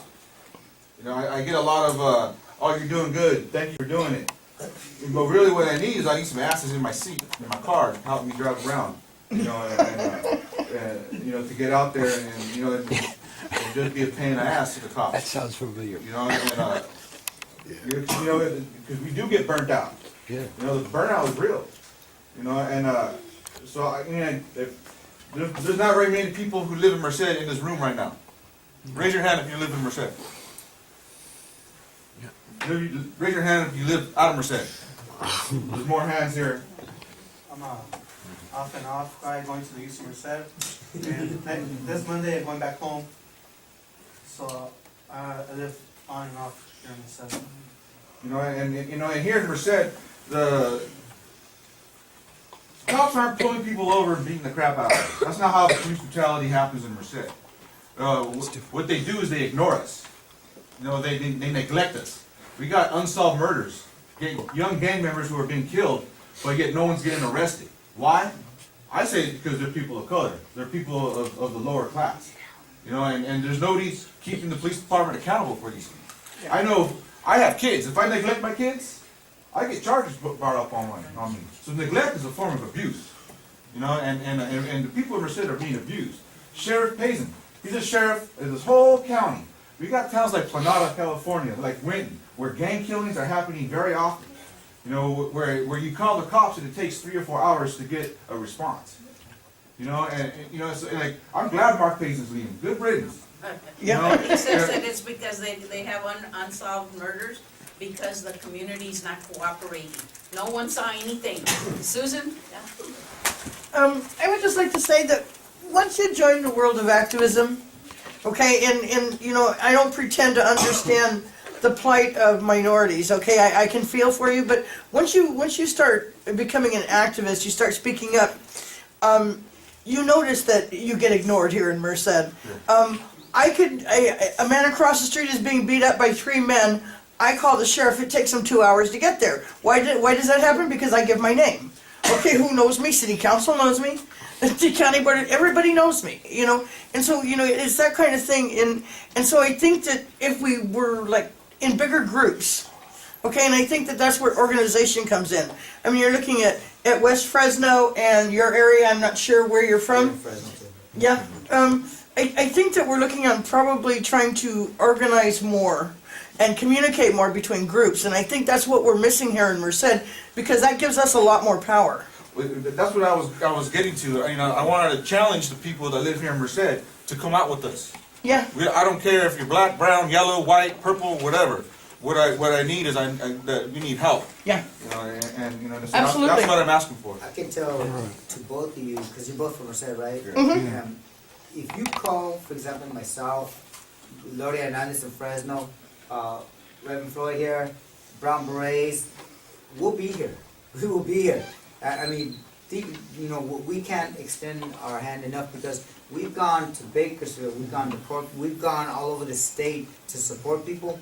And we have a good, strong group of Fresno, and it's not just Fresno, it's the entire valley here. So call us and we'll be there. I'll give you my word, we'll be there. If it's about justice, it's about social justice, it's about speaking up for somebody who's voiceless, we'll be there, we can tell you that much. So feel free to call us, feel free to call on us, because I tried in the past also to organize with other people, and maybe I'm calling the wrong people. But I know that some people have their lives, but if you all are interested, let us know. We will be there. I can't speak for Floyd as far as being every there all the time, but I know they'll be there. And no, Brother Ralphi is correct, and not just me. I want to make it clear. My organization and my church, our churches are not involved like they should be. And this is one of the main reasons why this silliness and mess is going on in our community, because our churches are silent.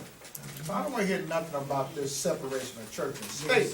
Because when you run for office, the church is the first place you run to co-opt the pastor. to give him some crumbs in the back room to tell the congregation to vote for me, okay? But yet, we cannot, you're not privy to that conversation, okay? That's why the underground politics that goes on in our community. Why is our churches not involved? I'm the only black pastor that I know of, from Stockton to Bakersfield, that stands up boldly, speak truth to power, march, press conference, vigils in this valley, the only black pastor. And I don't say that to be arrogant or trying to pat myself, because it's not about me. I don't want it like that. I want us to be in a coalition of a family that all of us can come in. So now I'm have to be concerned about what does the church really stand for? Because now we're looking at hypocrisy now. Because if we're supposed to be for people, then we're supposed to be for justice for all people. And if we have people being messed over, screwed over, shot at, beat up by cops, then the pastor should be the first one there knocking on the door of this mayor and the chief of police saying we need to talk, and I got a bunch of people behind me to talk. Now I say that to say this. Brother Ralphi is correct. Now, you can't make someone do nothing they don't want to do. That's very tough. I tried it. Okay? But you have to be consistent. You have to come at different angles. You have to listen. When I went to Vallejo, and Brother Ralphi noticed, Mario Merrill got shot at 30 times in front of his house. Cop unloaded his gun, reloaded, jumped on the hood, shot in the car 30 times. Executed right in front of his family. I was just trying to get some fresh air because I was burnt out. Trying to get away, burnt out in Fresno, and walked right into another police station. Okay? But I couldn't turn a blind eye because I'm saying this brother was murdered. I went to the visual that Sunday at 7. The mother fell in my arms crying. I said, Mother, do you want to, I told her what it was. I said, do you want to march on the police department? I just met these people in 1 hour, 30 minutes. She says, yes. It was a Sunday. Monday was a holiday, Memorial, whatever it was. Tuesday was a regular business day. We had 300 people on the steps of the Vallejo Police Department. Why? Because I know how to organize. Why? Because we built coalitions.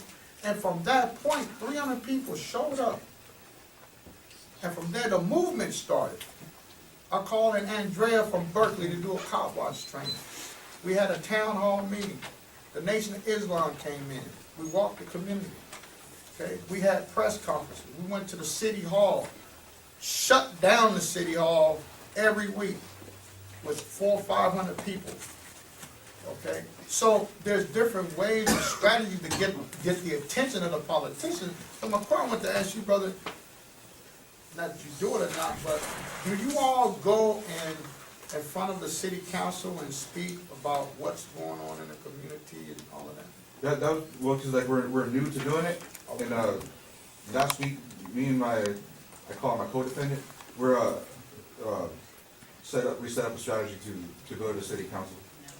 You know, that's a good point because, I'm sorry, just because the city council, when the white man was caught being beat by the cops, and then we had to take a white man when Matt Lauer and the Today Show, they showed all over the country.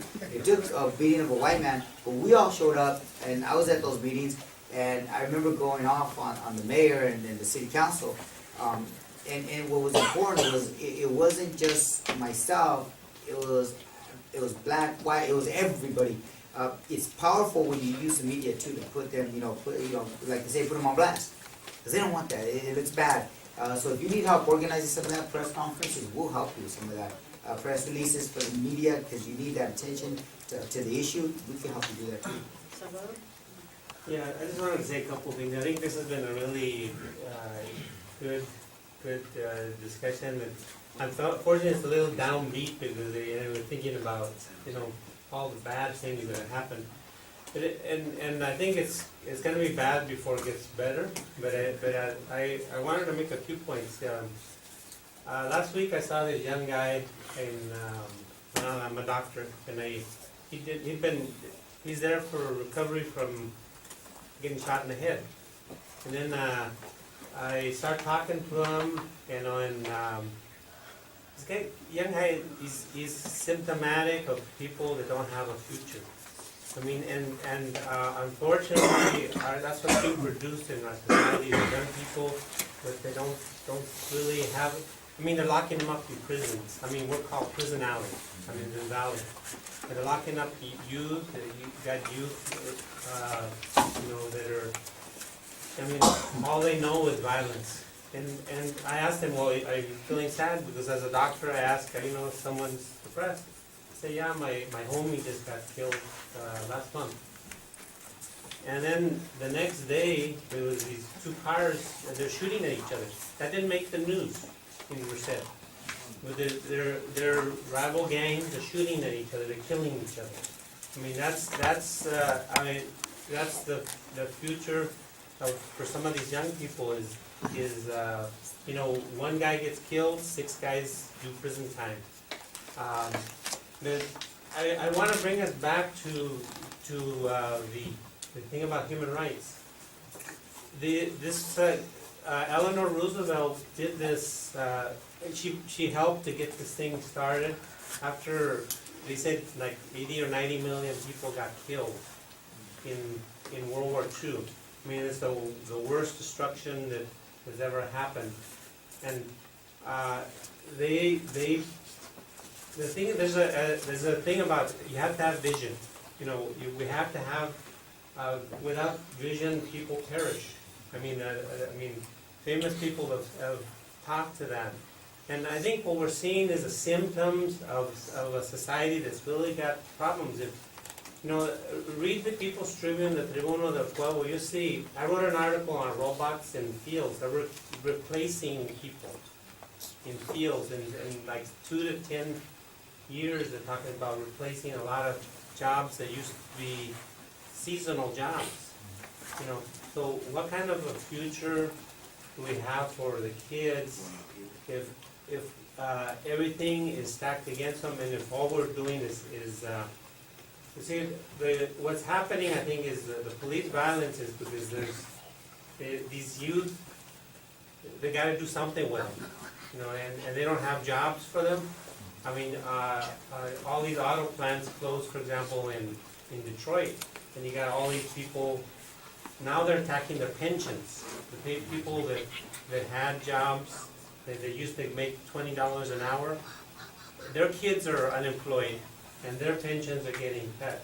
The thing is, we gotta have government of the people, for the people, by the people. You know, and Ralphi talked about the corporations. You know, what's being done, they've got the same rights as people. And that's not fair.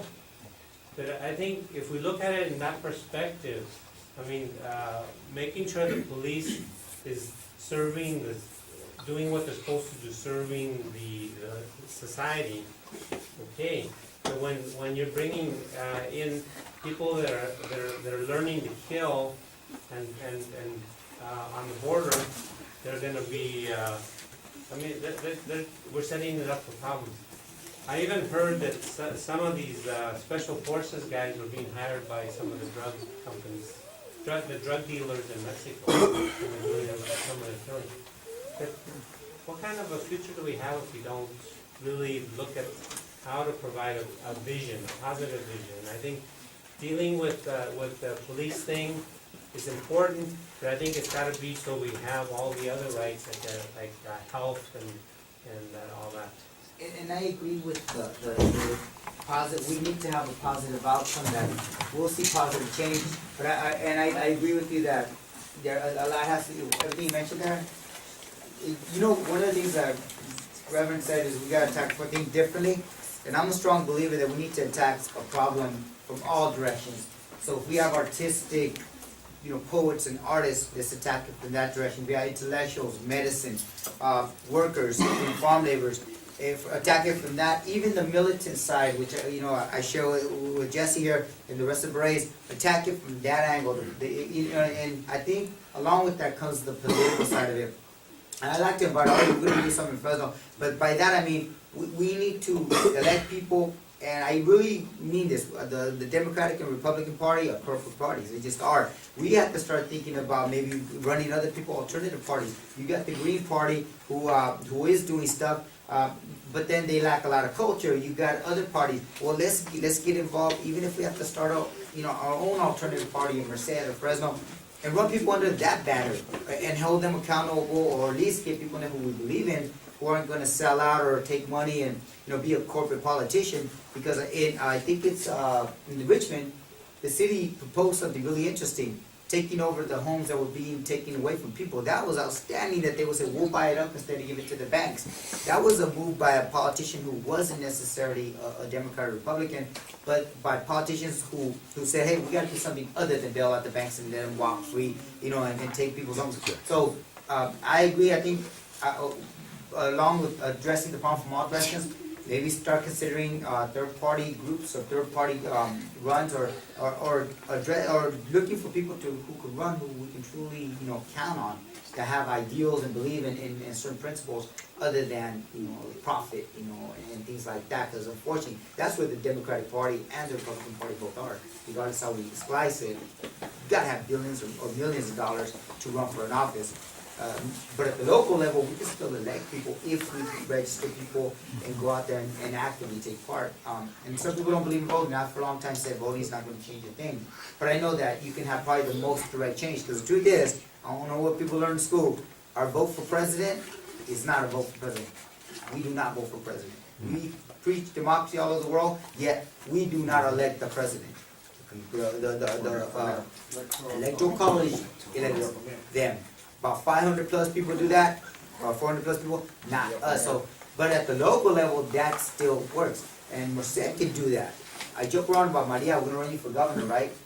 We are, we're gonna run you for governor of California. We got promotion. But if we take all the young people in college and high school who are 18, you register them to vote, and they hear Maria speak, and she's a great speaker, you gotta see her. She can win, for governor, she's over 18, come on. We know we can make you governor, but the truth is, as much as that sounds like a joke, it's reality. And some people have done it. Some people have done it. They ran people of 17 years old who won an election. So we have that kind of power, but that also comes with initiatives and things like you were talking about. So we can make that change. I think we have to start thinking, like they say, outside the box, right? Start thinking and approaching the problem in other ways without dismissing maybe the militant side, because I would never dismiss the militant approach or the protesting. I think that's valid. The cultural and the arts, we need that. That's valid. By the same token, the vote is also valid, because locally we can bring that, some of that change about. Can we hear from anybody who hasn't said a word yet? I'd like to hear your thoughts, any questions, anything that you would like to share. I'll try to cheer you guys up with some things up here. I got some DuckTales stuff.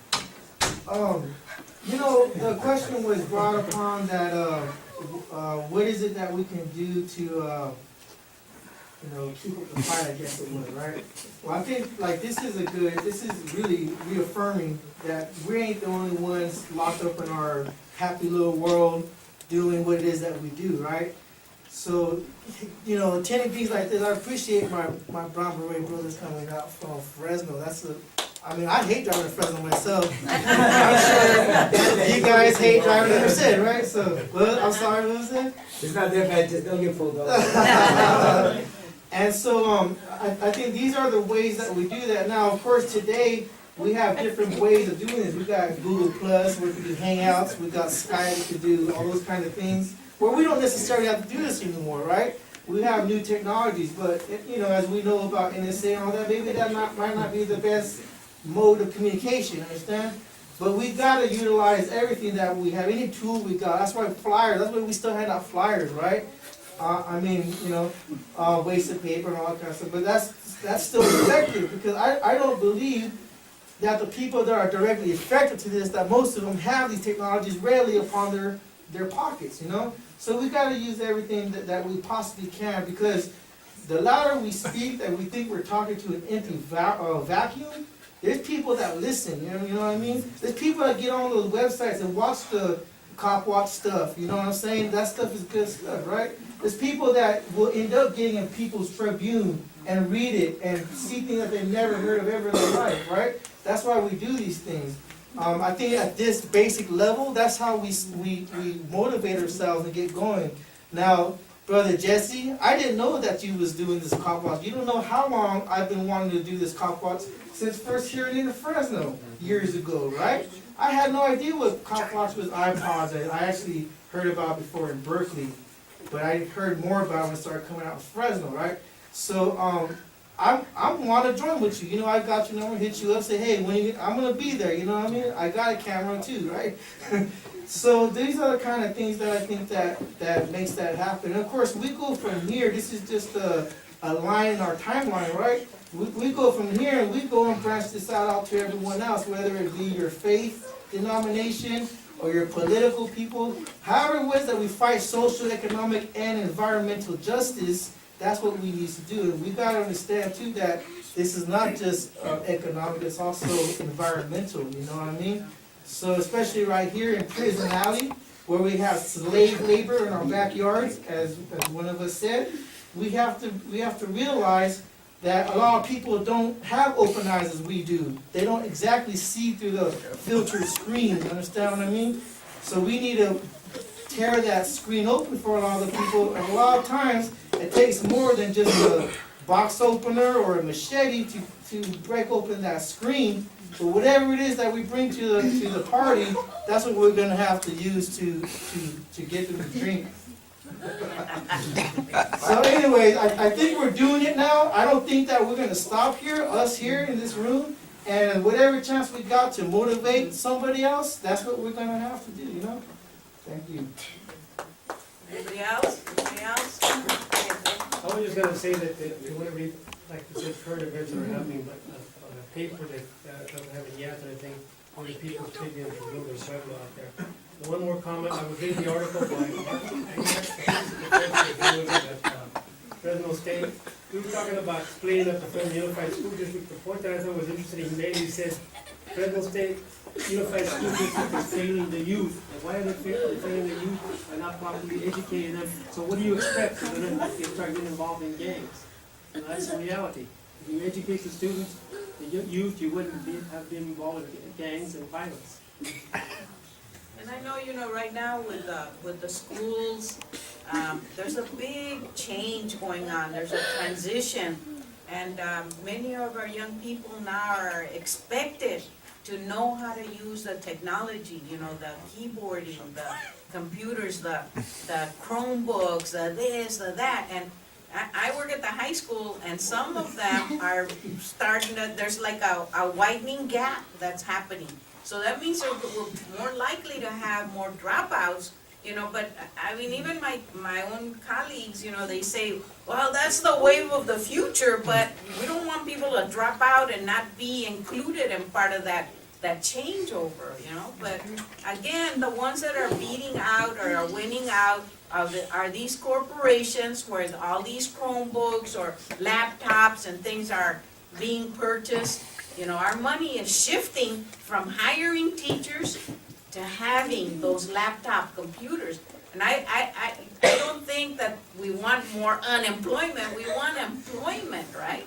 We want young people to have a future. We want a better world so that people don't lack the things that they need. I think also that one of the things that I did at my church, my Church of God, was that, like it or not, we're scared of each other. We're really scared of each other. Even in this room here. Well, I'm not scared of nobody here, but I'm just saying. that we're scared of each other because we don't know each other. You see what I'm saying? And it's like when we come together, it's always on a negative note. Right? So what I did at my church weeks ago, I had the Native Americans come and occupy our service on Sunday morning. So that they came and taught us, right, what the challenges that they're going through, right? And really, I learned a lot from their struggle. I didn't know the racism that they faced in college and school. I didn't know that because you had long hair as a Native American, you got laughed at, you was called a girl. And the young man was almost in tears, and this is a young man that's in school. So I think that somewhere or another, we're going to have to find time to get a chance to just learn each other and know each other and have some fun with one another.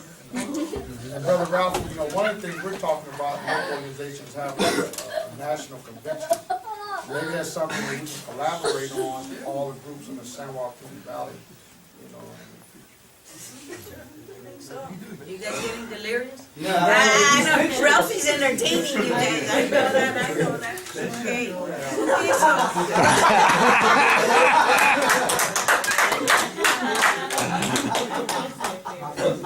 Occupying the screen.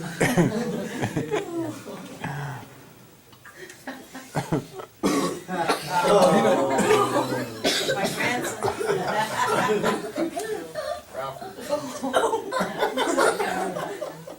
Look at that.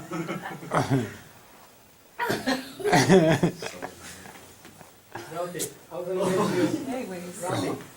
gonna mention, I was checking on something on Sarah Palin, and I saw that thing about slavery, you know, those cuts of the slave owner did that, you know, what they were saying. And what they used to do also, I don't know, they went to the period, slave owners, they would throw stuff on their wounds. I can't believe what kind of pain you would have from that. It's terrible. So I just want to announce, to be sure, you gotta feed your brains also. Pick up some of our Know Your Rights and Derechos Frente a la Policía, and these are available in the back there. We also have for you the Universal Declaration of Human Rights. You don't have to memorize all of them, you can just take them and keep them. We also have them in Spanish for you, so that you become familiar with them. And they're just a little blurb on what the Journey for Justice is for you guys to take home. It's kind of a little modified update. And actually, these little brochures were provided to us from the ACLU, but I know that Emiliano mentioned he has a few here too, if you'd like to take that. And of course, also to, again, feed your mind, the Tribuno del Pueblo, the People's Tribune. If you got some change with you, there's a little donation can there, because nothing is free, right? Nothing is free. And help yourselves to some more, you know, we have a little bit more refreshments, and I really appreciate everybody coming, and hope that we will be in touch. Hope you signed in, so that we have a way to reach each other also in the future. Anybody else, any other last words? Can we do a unity clap before we go? Okay.